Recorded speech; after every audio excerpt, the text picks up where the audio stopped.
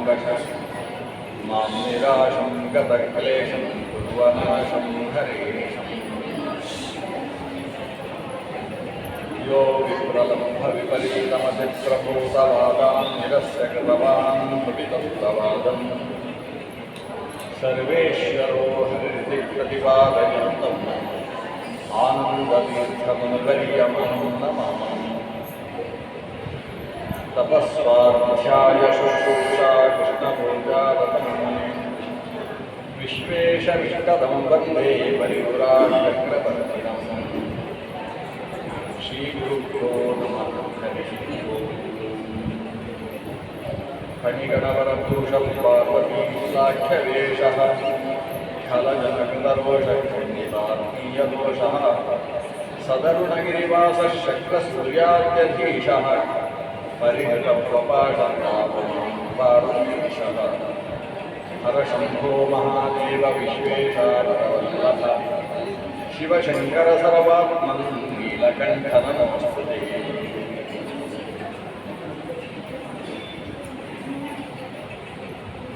ಪ್ರಚೇತಸರನ್ನು ಕುರಿತು ಭಗವಂತನ ಮಹತ್ವವನ್ನು ರುದ್ರದೇವರು ಭಗವನ್ ಮಹತ್ವವನ್ನು ನಿರೂಪಣೆ ಮಾಡ್ತಾ ಇದ್ದಾರೆ. ಅದರಲ್ಲಿ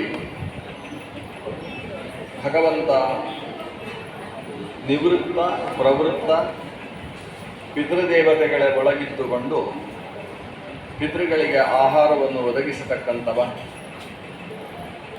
ಧರ್ಮ ವಿಪಾಕ ಸುಖ ದುಃಖಗಳನ್ನು ಕೊಡತಕ್ಕಂತಹ ಶಕ್ತಿಯೂ ಕೂಡ ಭಗವಂತನೇ. ನಮಸ್ತೆ ಆಶಿಷಾಂ ಈಶ ಮನವೇ ಕಾರಣಾತ್ಮನೇ ನಮೋ ಧರ್ಮಾಯ ಮಹತೆ ಕೃಷ್ಣಾಯ ಕುಂಠಮೇಧಸೇ. ನಮಸ್ತೆ ಆಶಿಷಾಂ ಈಶ, ನಾವು ಬಯಸಿದ್ದನ್ನು ಕೊಡತಕ್ಕಂತಹ ನಿನಗೆ ನಮಸ್ಕಾರ. ಮನವೇ ಕಾರಣಾತ್ಮನೇ, ಜ್ಞಾನಶಕ್ತಿಯನ್ನು ಕೊಡತಕ್ಕಂತಹ ಮನುಶಕ್ತಿಯನ್ನು ಕೊಡುವ ನಿನಗೆ ನಮಸ್ಕಾರ. ಕಾರಣಾತ್ಮ ಅಂತ ಕರೆಸಿಕೊಂಡಿರುವ ನಿನಗೆ ನಮಸ್ಕಾರ. ಮಹದ್ಧರ್ಮ ಅಂತ ಕರೆಸಿಕೊಂಡಿರುವ ಅಕುಂಠ ವೇದಸ್ ಅನಿಸಿದ ಕೃಷ್ಣನಿಗೆ ನಮಸ್ಕಾರ ಅಂತ ಇಲ್ಲಿ ದೇವರ ಹೆಸರು ಮತ್ತೊಮ್ಮೆ ಬರ್ತದೆ. ಹಿಂದೆ ವಾಸುದೇವಾದಿ ಚತುರೂಪಗಳ ಹೆಸರು ಬಂದಿತ್ತು. ಮತ್ತೆ ಈಗ ಕೃಷ್ಣಾಯ ಅಕುಂಠ ವೇದಸೆ. ಕೃಷ್ಣ ಅಂದರೆ ಆಕರ್ಷಕ ಸ್ವರೂಪ, ಆಕರ್ಷಿಸುವವ ಅಂತ ಅರ್ಥ. ಭೂಮಿಯಲ್ಲಿದ್ದಂತಹ ವಸ್ತುವನ್ನು ಮೇಲಕ್ಕೆ ಆಕರ್ಷಿಸುವ ಸ್ವಭಾವ ಭಗವಂತನದು. ಭೂಮಿ ಎತ್ತರದಲ್ಲಿದ್ದ ವಸ್ತುವನ್ನು ಕೆಳಕ್ಕೆ ಆಕರ್ಷಿಸುತ್ತದೆ. ಗುರುತ್ವಾಕರ್ಷಣ ಶಕ್ತಿ ಅಂತ ಕರೀತೇವೆ. ಆಕರ್ಷಣ ಶಕ್ತಿಯುಳ್ಳದ್ದನ್ನೆಲ್ಲ ಕೃಷ್ಣ ಅಂತ ಕರೆಯುವುದಾದರೆ ಭೂಮಿಯೂ ಕೂಡ ಕೃಷ್ಣ ಆಗಬೇಕಾಗ್ತದೆ. ಆದರೆ ವಿಶಿಷ್ಟವಾದ ಆಕರ್ಷಣ ಶಕ್ತಿ, ಆ ವಿಶೇಷ ಅದು ಭಗವಂತನಲ್ಲಿದೆ. ಮೇಲಿದ್ದದ್ದನ್ನು ಕೆಳಗೆ ಆಕರ್ಷಿಸುವುದಲ್ಲ, ಕೆಳಗಿದ್ದಂತಹ ನಮ್ಮನ್ನು ಮೇಲ್ಮುಖವಾಗಿ ಆಕರ್ಷಿಸುವವ, ಎತ್ತರಕ್ಕೆ ಸೆಳೆಯುವವ. ಕರಿಷತಿ ಉಪರಿ ಕರಿಷತಿ ಮೋಕ್ಷಂ ಪ್ರದದಾತಿ ಇತಿ ಕೃಷ್ಣ. ಕೆಳಗುಳ್ಳ ವ್ಯಕ್ತಿಗಳನ್ನು ಮೇಲಕ್ಕೆ ಸೆಳೆದು ಮೋಕ್ಷವನ್ನು ಕೊಡುವವನಾದ್ದರಿಂದ ಭಗವಂತನಿಗೆ ಕೃಷ್ಣ ಅಂತ ಹೆಸರು. ಇನ್ನೊಂದು ಅರ್ಥದಲ್ಲಿ ಕೃಷ್ಣ ಅಂದರೆ ಕೃಷಿ ಮಾಡುವವ ಅಂತ. ಕೃಷಿ ಮಾಡುವವ, ಕರಿಷತಿ ಕೃಷಿ ಮಾಡ್ತಾನೆ ಅಂದರೆ ನೇಗಿಲಲ್ಲಿ ಎತ್ತುಗಳನ್ನು ಕಟ್ಟಿ ಉಳ್ತಾನೆ ಅಂತ ಅರ್ಥ. ಉತ್ತು ಕೃಷಿ ಮಾಡುವ ಕೃಷಿವಲನಿಗೆ ಕೃಷ್ಣ ಅಂತ ಹೆಸರು. ಕೃಷಿಕ ತಾನು ಕೃಷಿ ಮಾಡಬೇಕಾದರೆ ಭೂಮಿಯನ್ನು ಹಸನುಗೊಳಿಸ್ತಾನೆ, ಭೂಮಿಯಲ್ಲಿ ಗೊಬ್ಬರ ಹಾಕಿ ನೀರು ಹರಿಸ್ತಾನೆ. ಆ ನೆಲ ಹಸನುಗೊಂಡಾಗ ನೆಲದಲ್ಲಿ ಬೀಜವನ್ನು ಬಿತ್ತುತ್ತಾನೆ.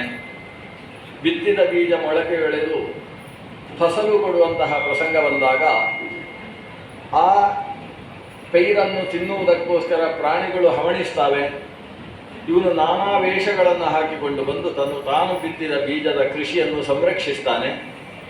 ಕೊನೆಗೆ ಅದರಲ್ಲಿ ಪೈರು ಪಚೇಲಿಮವಾದಾಗ, ಅದು ಪೂರ್ತಿ ಪಕ್ವವಾದಾಗ ತಾನು ಅದನ್ನು ಕಟಾವು ಮಾಡ್ತಾನೆ. ನಾನೇ ಬಿತ್ತಿದ್ದು, ನಾನೇ ಬೆಳೆಸಿದ್ದು ಅಂತ ಯಾವುದೇ ಅನುರಾಗ ಅಥವಾ ಸೆಳೆತ ಮೋಹಕ್ಕೆ ಒಳಗಾಗದೆ ತಾನು ಅದನ್ನು ಕತ್ತರಿಸಿ ತಂದು ಅದರ ಬೀಜವನ್ನು ಬೇರ್ಪಡಿಸಿ ಕಣಜದಲ್ಲಿ ಹಾಕಿ ಮತ್ತೆ ಒಂದು ಮುಷ್ಟಿ ಬೀಜವನ್ನು ಹಿಡ್ಕೊಂಡು ಹೋಗಿ ಬಿತ್ತುತ್ತಾನೆ. ಇದು ಒಬ್ಬ ಕೃಷಿಕನ ಕೆಲಸ. ಭಗವಂತನ ಕೆಲಸವೂ ಕೂಡ ಹಾಗೆಯೇ. ಜೀವ ಅನ್ನುವ ಬೀಜಗಳನ್ನು ಬಿತ್ತುವುದಕ್ಕೋಸ್ಕರ ಒಂದು ಕ್ಷೇತ್ರ, ಒಂದು ಗದ್ದೆಯನ್ನು ನಿರ್ಮಾಣ ಮಾಡುವುದು ಅಂತ ಹೇಳಿದರೆ ಮೊತ್ತ ಮೊದಲು ಪಂಚಭೂತಗಳನ್ನು ಸೃಷ್ಟಿಸುವುದು. ಈ ಜೀವನಿಗೆ ಉಸಿರಾಡುವುದಕ್ಕೆ ಗಾಳಿ ಬೇಕು, ಜೀವ ಓಡಾಡುವುದಕ್ಕೆ ನೆಲ ಬೇಕು, ಉಣ್ಣುವುದಕ್ಕೆ ಮಣ್ಣು ನೀರು ಬೆಂಕಿಗಳು ಬೇಕು, ಬೇಯಿಸಿ ತಿನ್ನುವುದಕ್ಕೋಸ್ಕರ, ಹಾರಾಡುವುದಕ್ಕೆ ಆಕಾಶ ಬೇಕು. ಹೀಗೆ ಪಂಚಭೂತಗಳನ್ನು ಆತನ ಬದುಕಿಗೆ ಬೇಕಾದ ಗೊಬ್ಬರದ ಹಾಗೆ ನಿರ್ಮಾಣ ಮಾಡ್ತಾನೆ. ಈ ಕ್ಷೇತ್ರದಲ್ಲಿ ಬೀಜವನ್ನು ಬಿತ್ತುತ್ತಾನೆ, ಅಂದರೆ ಜೀವಗಳ ಸೃಷ್ಟಿಯನ್ನು ಮಾಡ್ತಾನೆ. ಆ ಜೀವಗಳು ತನ್ನ ಸ್ವಭಾವಕ್ಕೆ ಅನುಗುಣವಾಗಿ ಬೆಳೀತವೆ. ಬೆಳೆದು ಅದು ಪಕ್ವಾವಸ್ಥೆಗೆ ಬಂದಾಗ ನಾನೇ ಬೆಳೆಸಿದ್ದಲ್ವಾ ಅಂತ ಯೋಚನೆ ಮಾಡುವುದಿಲ್ಲ, ಕತ್ತರಿಸ್ತಾನೆ, ಸಂಹಾರಕರ್ತಾರನಾಗ್ತಾನೆ. ಸೃಷ್ಟಿ ಸ್ಥಿತಿ ಲಯಗಳನ್ನು ಮಾಡಿ ಅದರಲ್ಲಿ ಕೆಲವನ್ನು ಕಣಜದಲ್ಲಿ ಹಾಗೆ ಬಿಡ್ತಾನೆ, ಅದಕ್ಕೆ ಮೋಕ್ಷ ಕೊಡ್ತಾನೆ. ಮತ್ತೆ ನೀವು ಮತ್ತೆ ಬೀಜವಾಗಿ ಬೆಳೆಯುವುದು ಬೇಡ ಅಂತ ಅದನ್ನು ಮುಗಿಸ್ತಾನೆ. ಮತ್ತೆ ಕೆಲವನ್ನು ತಾನು ಮತ್ತೆ ಮುಷ್ಟಿ ಸೃಷ್ಟಿಯಿಂದ ಒಂದಷ್ಟು ಹಿಡ್ಕೊಂಡು ಬಂದು ಮತ್ತೆ ಬಿತ್ತುವುದಕ್ಕೆ ಪ್ರಾರಂಭಿಸ್ತಾನೆ. ಅದು ಬೆಳೀತಾ ಇರಬೇಕಾದರೆ ಹಂದಿ ಮೊದಲಾದ ಪ್ರಾಣಿಗಳ ಕಾಟವನ್ನು ರಕ್ಷಣೆ ಮಾಡತಕ್ಕಂತಹ ಒಬ್ಬ ಕೃಷಿವಲನ ಹಾಗೆ ಭಗವಂತನು ಕೂಡ ಮತ್ಸ್ಯಕೂರ್ಮ ವರಾಹಾದಿ ಅವತಾರಗಳನ್ನು ಹೊತ್ತು ತನ್ನ ಸೃಷ್ಟಿಯನ್ನು ತಾನು ಪರಿಪಾಲನೆ ಮಾಡ್ತಾನೆ. ಈ ರೀತಿಯಲ್ಲಿ ಒಬ್ಬ ಕೃಷಿಕನ ಹಾಗೆ ದೇವರ ವ್ಯವಹಾರ ಅನ್ನುವ ದೃಷ್ಟಿಯಿಂದ ಮೂಲ ಸ್ವರೂಪಿಯಾದ ಭಗವಂತನನ್ನು ಕೃಷ್ಣ ಅಂತ ಕರೀತಾರೆ. ಕೃಷ್ಣಸ್ತು ಭಗವಾನ್ ಸ್ವಯಂ ಅಂತ. ಮೂಲ ಸ್ವರೂಪಿಯಾದ ಕೃಷ್ಣ ಭಗವಂತ, ಅವನಿಗೆ ಕೃಷ್ಣ ಅಂತಲೇ ಹೆಸರು. ಆಮೇಲೆ ಆತ ಅವತಾರ ಮಾಡಿದಾಗ ವೇದವ್ಯಾಸರಾಗಿ ಅವತರಿಸ್ತಾನೆ. ವೇದವ್ಯಾಸರಾಗಿ ಅವತರಿಸಿದಾಗಲೂ ದೇವರಿಗೆ ಕೃಷ್ಣ ಅಂತಲೇ ಹೆಸರು. ದೇವಕೀನಂದನನಾಗಿ ಅವತರಿಸ್ತಾನೆ, ಆವಾಗಲೂ ಆ ಭಗವಂತನಿಗೆ ಕೃಷ್ಣ ಅಂತ ಹೆಸರು. ಇದೇ ಭಗವಂತ ಮೂರ್ತಿ ಅಂತ ಹೇಳ್ತಕ್ಕಂತಹ ದಾಕ್ಷಾಯಿಣಿಯಲ್ಲಿ ಮತ್ತೆ ಹರಿ, ಕೃಷ್ಣ, ನರ, ನಾರಾಯಣ ಅನ್ನುವ 4 ರೂಪದಿಂದ ಅವತಾರ ಮಾಡ್ತಾನೆ, ಆವಾಗಲೂ ಭಗವಂತನಿಗೆ ಕೃಷ್ಣ ಅಂತ ಹೆಸರು. ಶಂಖಚಕ್ರ ಗದಾಪದ್ಮಧಾರಿಯಾಗಿ 24 ರೂಪದಿಂದ ನಿಲ್ತಾನೆ. ಆ 24 ರೂಪದಲ್ಲಿ 24ನೆಯ ರೂಪಕ್ಕೂ ಶ್ರೀಕೃಷ್ಣ ಅಂತಲೇ ಹೆಸರು. ಹೀಗೆ ಭಗವಂತ ಅನೇಕ ಕೃಷ್ಣ ರೂಪಗಳನ್ನು ಪಡೆದಿದ್ದಾನೆ. ಆದರೆ ಮೂಲ ಸ್ವರೂಪಿಯಾದ ಕೃಷ್ಣನಿಗೆ ಕೃಷ್ಣ ಅಂತ ಹೆಸರು. ಸೃಷ್ಟಿಕರ್ತಾರನಾದ ಭಗವಂತ ಕೃಷ್ಣ. ಕೃಷ್ಣಾಯ ಅಕುಂಠ ಮೇಧಸೇ. ಮೇಧಾಶಕ್ತಿಯುಳ್ಳವನಿಗೆ 2 ಹೆಸರಿದೆ, ಮೇಧಾವಿ ಮತ್ತು ಮೇಧಾವಾನ್ ಅಂತ 2 ಹೆಸರಿದೆ. ಮೇಧಾವಿ ಅಂದರೆ ಏನರ್ಥ? ಮೇಧಾಶಕ್ತಿ ಉಳ್ಳವ ಅಂತ. ತೇಜಸ್ವಿ ಅಂದರೆ ತೇಜಸ್ಸು ಉಳ್ಳವ, ವರ್ಚಸ್ವಿ ಅಂದರೆ ವರ್ಚಸ್ಸು ಉಳ್ಳವ. ಮೇಧಾವಿ ಅಂದರೆ ಮೇಧಾಶಕ್ತಿ ಉಳ್ಳವ ಅಂತ ಅರ್ಥ. ಮೇಧಾಶಕ್ತಿ ಅಂತ ಹೇಳಿದರೆ ತಾನು ಒಂದು ತಿಳ್ಕೊಂಡ್ರೆ ಆ ಒಂದನ್ನು ತಾನು ಒಳಗೆ ಅನುಸಂಧಾನ ಮಾಡಿ 4 ಆಗಿಸಿ 40 ಆಗಿಸಿ ತಾನು ಒಳಗಿನಿಂದಲೇ ಅದನ್ನು ಅರ್ಥ ಮಾಡಿಕೊಂಡು ಮತ್ತೊಬ್ಬನಿಗೆ ಅರ್ಥ ಮಾಡಿಸುವ ಶಕ್ತಿ, ಇದಕ್ಕೆ ಮೇಧಾಶಕ್ತಿ ಅಂತ ಹೆಸರು. ಕೆಲವರಿಗೆ 4 ಹೇಳಿದಾಗ 1 ಅರ್ಥ ಆಗ್ತದೆ, ಕೆಲವರಿಗೆ 1 ಹೇಳಿದಾಗ 4 ಅರ್ಥ ಆಗ್ತದೆ. ಇದು ಒಳ್ಳೆಯದೋ ಹಾಡೋ ಗೊತ್ತಿಲ್ಲ. ಕೆಲವರು ಹೇಳುವುದಂತುಂಟು, ಅವರಿಗೆ 1 ಹೇಳಿದರೆ 4 ಅರ್ಥ ಆಗ್ತದೆ ಅಂತ ಬೈಯುವಾಗ ಕೆಲವರು ಹೇಳ್ತಾರೆ. ಅಂದರೆ ಎಡವಟ್ಟು ಅರ್ಥ ಮಾಡ್ಕೊಳ್ತಾನೆ ಅನ್ನೋ ಅರ್ಥದಲ್ಲಿ ಹೇಳು. ಆದರೆ ವಸ್ತುಸ್ಥಿತಿ ಏನು? ಒಂದು ವಿಷಯ ಹೇಳಿದರೆ ಇವ ಹೇಳದೇ ಇದ್ದ ಅದಕ್ಕೆ ಸಂಬಂಧಿಸಿದ ಸತ್ಯಭೂತ ವಿಷಯಗಳನ್ನು ಆತ ತಿಳಿದುಕೊಳ್ಳತಕ್ಕಂತಹ ಶಕ್ತಿಯನ್ನು ಹೊಂದಿದ್ದಾನೆ ಅಂತಾದರೆ ಅವನನ್ನು ಮೇಧಾವಿ ಅಂತ ಕರೀತಾರೆ. ಬರೀ ತಿಳಿದುಕೊಳ್ಳುವ ಶಕ್ತಿ ಅಷ್ಟೇ ಮೇಧಾಶಕ್ತಿ ಅಲ್ಲ, ತಿಳಿದದ್ದನ್ನು ಅರ್ಥ ಮಾಡಿಸುವ ಶಕ್ತಿಯನ್ನೂ ಮೇಧಾಶಕ್ತಿ ಅಂತ ಕರೀತಾರೆ. ಅಂದರೆ ಮತ್ತೊಬ್ಬನ ಬುದ್ಧಿಯ ಹಂತ ಎಷ್ಟಿದೆ, ನಾನು ತಿಳಿದದ್ದನ್ನೆಲ್ಲ ಅವನಿಗೆ ಹೇಳಿದರೆ ಅವನ ತಲೆ ಏನಾದೀತು. ಕೆಲವು ಲೆಕ್ಚರರ್ಸ್ ಏನು ಮಾಡ್ತಾರೆ ಅಂತ ಹೇಳಿದರೆ ಇದ್ದದ್ದೆಲ್ಲ ಹೇಳಿಬಿಡ್ತಾರೆ. ಮರುದಿವಸ ಒಬ್ಬೊಬ್ಬರ ತಲೆಯೂ ಕೂಡ ಒಂದು ರೀತಿ ಪುಡಿಯಾಗಿ ಬಂದಿರ್ತದೆ, ಪಟಾಪಟ್ ಅಂತ ಹೊಡೆದಿರ್ತದೆ. ಅವರವರ ಬುದ್ಧಿಶಕ್ತಿಗೆ ಅನುಗುಣವಾಗಿ ಇವರು ವಿಷಯಗಳನ್ನು ತಿಳಿಸಬೇಕು. ಹಾಗಾದರೆ ಎಲ್ಲಿಂದ ಪ್ರಾರಂಭಿಸಬೇಕು, ಯಾವುದು ಮೊದಲನೆಯ ಹಂತದಲ್ಲಿ ತಿಳಿಸಬೇಕು, 2ನೇ ಹಂತಕ್ಕೆ ಯಾವುದನ್ನು ಉಳಿಸಿಕೊಳ್ಳಬೇಕು, ಈ ಕ್ರಮದಲ್ಲಿ ಅಧ್ಯಾಪನವನ್ನು ನಡೆಸುವುದಕ್ಕೆ ಬೇಕಾದಂತಹ ಶಿಕ್ಷಣ ಶಕ್ತಿ ಏನಿದೆ ಅದನ್ನು ಕೂಡ ಮೇಧಾಶಕ್ತಿ ಅಂತ ಕರೀತಾರೆ. ಹೀಗೆ ಒಂದು ವಿಷಯವನ್ನು ಕಂಡು ಅಥವಾ ಕೇಳಿ ತಿಳಿದಾಗ ಅದಕ್ಕೆ ಸಂಬಂಧಿಸಿದ ಉಳಿದ ವಿಷಯಗಳನ್ನು ಹೇಳದೇ ಹೋದರೂ ಅರ್ಥ ಮಾಡಿಕೊಳ್ಳಬಹುದಾದಂತಹ ಶಕ್ತಿಯ ಜೊತೆಗೆ ಅದನ್ನು ಮತ್ತೊಬ್ಬರಿಗೆ ಅರ್ಥ ಮಾಡಿಸುವ ಶಕ್ತಿಗೆ ಮೇಧಾಶಕ್ತಿ ಅಂತ ಹೆಸರು. ಭಗವಂತ ಎಂದವ? ಅಕುಂಠ ಮೇಧಸೇ. ಕುಂಠನೆ ಇಲ್ಲದೆ ಇರುವ ಮೇಧಾಶಕ್ತಿ ಉಳ್ಳವ ಅಂತ. ಕುಂಠ ಅಂತ ಒಂದು ಶಬ್ದ ಇದೆ ಕನ್ನಡದಲ್ಲಿ. ಕುಂಠ ಶಬ್ದ ಉಂಟಲ್ಲ, ಕುಂಠನಿಗೆ 8 ಬುದ್ಧಿ ಅಂತ ಒಂದು ಗಾದೆ ಉಂಟು. ಕುಂಠ ಅನ್ನುವ ಶಬ್ದಕ್ಕೆ ಅರ್ಥ ಯಾವುದೋ ಒಂದು ಕಡಿಮೆ ಇರುವವ ಅಂತ. ಸಂಸ್ಕೃತದಲ್ಲಿ ಕುಠಿ ಪ್ರತಿಘಾತೆ ಅಂತ ಒಂದು ಧಾತು, ಅಂದರೆ ಅಂಗವಿಕಲ ಅನ್ನುವುದನ್ನು ಕುಂಠ ಅನ್ನುವ ಶಬ್ದದಿಂದ ಕರೀತಾರೆ. ವಿಕುಂಠ ಅಂದರೆ ಏನು? ಕುಂಠನ ಇಲ್ಲದೆ ಇರುವವ. ವಿಗತಂ ಕುಂಠಂ ಯಸ್ಮಾತ್ ಸಹ ವಿಕುಂಠ. ವಿಕುಂಠ ಅಂದರೆ ಯಾವುದೇ ನ್ಯೂನತೆ ಇಲ್ಲದೆ, ಅಂಗವೈಕಲ್ಯವೇ ಇಲ್ಲದೆ ಇರತಕ್ಕಂಥ ಸಂಪೂರ್ಣ ಸ್ವರೂಪಕ್ಕೆ ವಿಕುಂಠ ಅಂತ ಹೆಸರು. ಭಗವಂತನಿಗೆ ಒಂದು ವಿಕುಂಠ ಅಂತ ಹೆಸರಿದೆ. ಆ ವಿಕುಂಠನೆಂಬ ಭಗವಂತನ ರೂಪ ನಿರ್ಮಾಣ ಮಾಡಿದ ಪಟ್ಟಣಕ್ಕೆ ವೈಕುಂಠ ಅಂತ ಹೆಸರಾಗ್ತದೆ. ಇಲ್ಲಿ ಬಂದದ್ದೇನು? ವಿಕುಂಠ ಮೇಧಸೆ, ಯಾವುದೇ ನ್ಯೂನತೆ ಇಲ್ಲದೆ ಇರತಕ್ಕಂತಹ ಮೇಧಾಶಕ್ತಿ ಅನ್ನುವುದು ಭಗವಂತನದ್ದು. ಅಂದರೆ ಭಗವಂತನಿಗೆ ಯಾರೂ ಕೂಡ ಏನೂ ವಿಷಯ ತಿಳಿಸಬೇಕಾದದ್ದಿಲ್ಲ. ಅವನ ಸ್ವರೂಪಭೂತವಾದ ಜ್ಞಾನ ಸರ್ವ ವಿಷಯಕವಾದದ್ದು, ಎಲ್ಲವನ್ನೂ ವಿಷಯೀಕರಿಸುವ ಜ್ಞಾನ ಭಗವಂತನದ್ದು. ಅವನನ್ನು ಸರ್ವಜ್ಞ, ಅಶೇಷ ದರ್ಶನ ಮೊದಲಾದ ಶಬ್ದದಿಂದ ಕರೀತೇವೆ. ನಾವು ಕೇಳಿ ತಿಳಿಯುವುದು ಅಥವಾ ಊಹಿಸಿ ತಿಳಿಯುವುದು ಅಂತ ಉಂಟು. ಭಗವಂತ ಕೇಳಿ ತಿಳಿದದ್ದಲ್ಲ, ಕಂಡೇ ತಿಳಿಯುವುದು. ಪುಣ್ಯ ಪಾಪಗಳು ಕೂಡ ಭಗವಂತನಿಗೆ ಸಾಕ್ಷಾತ್ಕಾರವಾಗ್ತದೆ. ಸಾಕ್ಷಾತ್ಕೃತ ಧರ್ಮ ಅಂತ ಭಗವಂತನಿಗೆ ಹೆಸರು. ಯಾವುದು ಅತೀಂದ್ರಿಯವಾಗಿದ್ದು ಮನುಷ್ಯನಿಗೆ ದೃಷ್ಟಿಗೋಚರವಲ್ಲವೋ ಅಂಥದ್ದನ್ನು ಸಾಕ್ಷಾತ್ಕರಿಸಿಕೊಳ್ಳತಕ್ಕಂತಹ ಭಗವಂತ. ಅವನಲ್ಲಿ ಎಲ್ಲವೂ ತಿಳಿದಿದೆ, ಅಷ್ಟೇ ಚೆನ್ನಾಗಿ ತಿಳಿಸಬಲ್ಲವ. ಅವನಿಗೆ ಗೊತ್ತುಂಟು ಅರ್ಜುನನಿಗೆ ಹೇಳುವಾಗ ಹೇಗೆ ಹೇಳಬೇಕು ಪಾಠ, ಭೀಮಸೇನನಿಗೆ ಪಾಠ ಹೇಳುವಾಗ ಹೇಗೆ ಹೇಳಬೇಕು. ಭೀಮನಿಗೆ ಹೇಳುವ ಹಾಗೆ ಅರ್ಜುನನಿಗೆ ಹೇಳಿದರೆ ಅರ್ಜುನನಿಗೆ ಅರ್ಥ ಆಗೋದಿಲ್ಲ. ಭೀಮನಿಗೆ ಏನಿಲ್ಲ, ಹುಬ್ಬು ಹೀಗೆ ಹಾರಿಸಿದರೆ ಭೀಮನಿಗೆ ಅರ್ಥ ಆಗ್ತದೆ, ಬೇರೆ ಏನು ಕೆಲಸ ಬೇಕು ಅಂತಿಲ್ಲ. ಅರ್ಜುನನಿಗೆ ಹಾಗಲ್ಲ, ಅವನ ಮುಂದೆ ಕೂತ್ಕೊಳ್ಬೇಕು, ಅವನಿಗೆ ಉಪದೇಶ ಮಾಡಬೇಕು. ಉಪದೇಶ ಮಾಡಿದ ಮೇಲೆ ಕೆಲವು ಸಲ ಎದ್ದು ನಿಂತು ನೋಡು ನಾನು ಹೇಗಿದ್ದೇನೆ ಅಂತ ತೋರಿಸಬೇಕು. ಇಷ್ಟೆಲ್ಲ ಆದ ಮೇಲೆ ಅರ್ಜುನನಿಗೆ ಅರ್ಥವಾಗುವುದು. ಹಾಗಾಗಿ ಯಾರಿಗೆ ಹೇಗೆ ಹೇಳಿದರೆ ಅರ್ಥ ಆಗ್ತದೆ. ಕರ್ಣನಿಗೆ ಹೇಗೆ ಹೇಳಬೇಕು ಅದು ಗೊತ್ತು ಕೃಷ್ಣನಿಗೆ. ಕರ್ಣನನ್ನೆಲ್ಲ ರಥದಲ್ಲಿ ಕೂಡಿಸಿ ಲಪಟಾಯಿಸಿಕೊಂಡು ಹೋಗಿ ಅಲ್ಲಿ ಹೋಗಿ ಕರ್ಣನ ಬುದ್ಧಿವಾದ. ಏನು ಕರ್ಣ, ಏನು ಹೇಳಿ ಕರ್ಣನಿಂದ ಚಿತ್ತಗ್ಲಾನಿ ಯಾವುದು, ಮನಕ್ಕೆ ಕುಂತೀಸೂನುಗಳ ಬೆಸಗೈಸಿಕೊಂಬುದು ಸೇರದೆ ನಿನಗೆ ಅಂತ ಅವನ ಹತ್ರ ಪ್ರಶ್ನೆ ಮಾಡ್ತಕ್ಕಂಥ ಕೆಲಸ ಎಲ್ಲ ಕೃಷ್ಣ ಮಾಡ್ತಾನೆ. ಈಗ ಅವರಿಗೆ ಯಾರಿಗೆ ಹೇಗೆ ಹೇಳಿದರೆ ಅರ್ಥ ಆಗ್ತದೆ ಆ ಕ್ರಮದಲ್ಲಿ ಹೇಳುವುದು. ಒಂದು ಬಾರಿ ಭಗವಂತ ಕೃಷ್ಣನಿಗೆ ಒಂದು ಸಮಸ್ಯೆ ಎದುರಾಯಿತು. ಏನು ಅಂತೇಳಿದರೆ, ಭಗವಂತ ಕೃಷ್ಣ ವಿವಾಹ ಮಾಡಿಕೊಂಡಿದ್ದಂತೆ ಒಂದು ಲಪಟಾಯಿಸಿ ಹೆಣ್ಣನ್ನು ತಂದಿದ್ದ ಕೃಷ್ಣ. ರುಕ್ಮಿಣಿ ಅಂತ ಆಕೆಗೆ ಹೆಸರು. ಆಕೆಯ ಜೊತೆಗೆ ಮದುವೆ ಆದ ಮೇಲೆ ಆಕೆಯ ಅಣ್ಣನ ಜೊತೆಗೆ ಕೃಷ್ಣನಿಗೆ ವೈರತ್ವ ಉಂಟಾಯಿತು. ರುಗ್ಮಿ ಅಂತ ಅವನ ಹೆಸರು. ಆ ರುಗ್ಮಿಯ ಜೊತೆಗೆ ವೈರತ್ವ ಇದ್ರೂ ಕೂಡ ರುಗ್ಮಿಗೆ ಒಂದು ಉಭಯ ಸಂಕಟವಾಗಿ ಹೋಯಿತು. ನನ್ನ ಪ್ರೀತಿಯ ತಂಗಿ ನಾನು ಎಷ್ಟು ಅಂತ ದ್ವೇಷ ಸಾಧನೆ ಮಾಡುವುದು ಅಂತ ಹೇಳಿ ಆಗಾಗ ಉಡುಗೊರೆಗಳನ್ನು ಕೊಟ್ಟು ಕಳಿಸ್ತಾ ಇದ್ದ. ಇದನ್ನು ಕೃಷ್ಣನಿಗೆ ಕೊಡಬಾರ್ದು, ತಂಗಿ ರುಕ್ಮಿಣಿಗೆ ಮಾತ್ರ ಕೊಡಬೇಕು ಅಂತ. ಹಾಗೆ ರುಕ್ಮಿಣಿಯಿಂದ ಬಂದ ಉಡುಗೊರೆಗಳನ್ನು ಸ್ವೀಕಾರ ಮಾಡ್ತಾ ಇದ್ಲು. ಅಣ್ಣನ ಮೇಲೆ ಅವಳಿಗೂ ಪ್ರೀತಿ ಇತ್ತು. ರಾಜಕಾರಣದ ಕಾರಣದಿಂದ ರಾಜಕಾರಣ ದ್ವೇಷವೂ ಕೂಡ ಒಳಗೊಳಗಿತ್ತು. ಈ ಸ್ಥಿತಿಯಲ್ಲಿ ಒಂದು ಸಂದರ್ಭದಲ್ಲಿ ಏನಾಯಿತು ಅಂತ ಹೇಳಿದರೆ, ರುಕ್ಮಿ ತನ್ನ ಮಗಳನ್ನು ರುಕ್ಮಿಣಿಯ ಮಗನಿಗೆ ಕೊಟ್ಟು ಮದುವೆ ಮಾಡಿತು. ಅದು ನಡೆಯಿತು. ರುಕ್ಮಿಯ ಮಗಳನ್ನು ರುಕ್ಮವತಿ ಅಂತ ಆಕೆಯ ಹೆಸರು. ಆಕೆಯನ್ನು ಪ್ರದ್ಯುಮ್ನನಿಗೆ ಕೊಟ್ಟು ವಿವಾಹ ಮಾಡ್ತಾರೆ. ರುಕ್ಮಿಣಿಯಲ್ಲಿ ಹುಟ್ಟಿದಂತಹ ಮಗನಿಗೆ ಮದುವೆ ಆಯಿತು. ಈ ಮದುವೆ ಆದ ಮೇಲೆ ಇನ್ನೂ ಕೆಲವು ಸಮಯ ದಾಟಿದ ಮೇಲೆ ರುಕ್ಮಿಯ ಮೊಮ್ಮಗಳನ್ನು ಈ ಶ್ರೀಕೃಷ್ಣನ ಮೊಮ್ಮಗನಿಗೆ ಕೊಟ್ಟು ಮದುವೆ ಮಾಡುವ ಕಾರ್ಯಕ್ರಮ. ಅದು ಅನಿರುದ್ಧನ ವಿವಾಹದ ಸಂದರ್ಭ. ಆ ಸಂದರ್ಭದಲ್ಲಿ ಎಲ್ಲ ಮದುವೆ, ಬೆಳಗ್ಗಿನ ಹೊತ್ತು ಮದುವೆಯ ಕಾರ್ಯಕ್ರಮ ಮುಗಿದ ಮೇಲೆ ಮಧ್ಯಾಹ್ನದ ಹೊತ್ತು ಒಂದು ರತ್ನ ಗಂಬಳಿ ಹಾಸಿದ್ರು, ಜಮಖಾನ ಹಾಕಿದ್ರು. ಜಮಖಾನ ಹಾಕಿ ಇಸ್ಪೀಟ್ ಆಟ ಆಡುವ ಅಂತ ಶುರು ಮಾಡಿದ್ರು. ಅವ್ರದ್ದು ದ್ಯೂತ ಕ್ರೀಡೆ ಪ್ರಾರಂಭ ಮಾಡಿದರು. ಹಿಂದೆಲ್ಲ ಅದು ನಡೀತಿತ್ತು. ದೊಡ್ಡ ದೊಡ್ಡ ಕಾರ್ಯಕ್ರಮದಲ್ಲಿ ಒಂದು ಸ್ವಲ್ಪ ದಾಳ ಹಾಕೋಣ ಅಂತ ದಾಳ ಹಾಕಿ ಒಂದು ನಾನು ಇಷ್ಟಿಟ್ಟಿದ್ದೇನೆ ಅಂತ ಪಣಕ್ಕಿಟ್ಟು ಆಟ ಆಡುವುದು.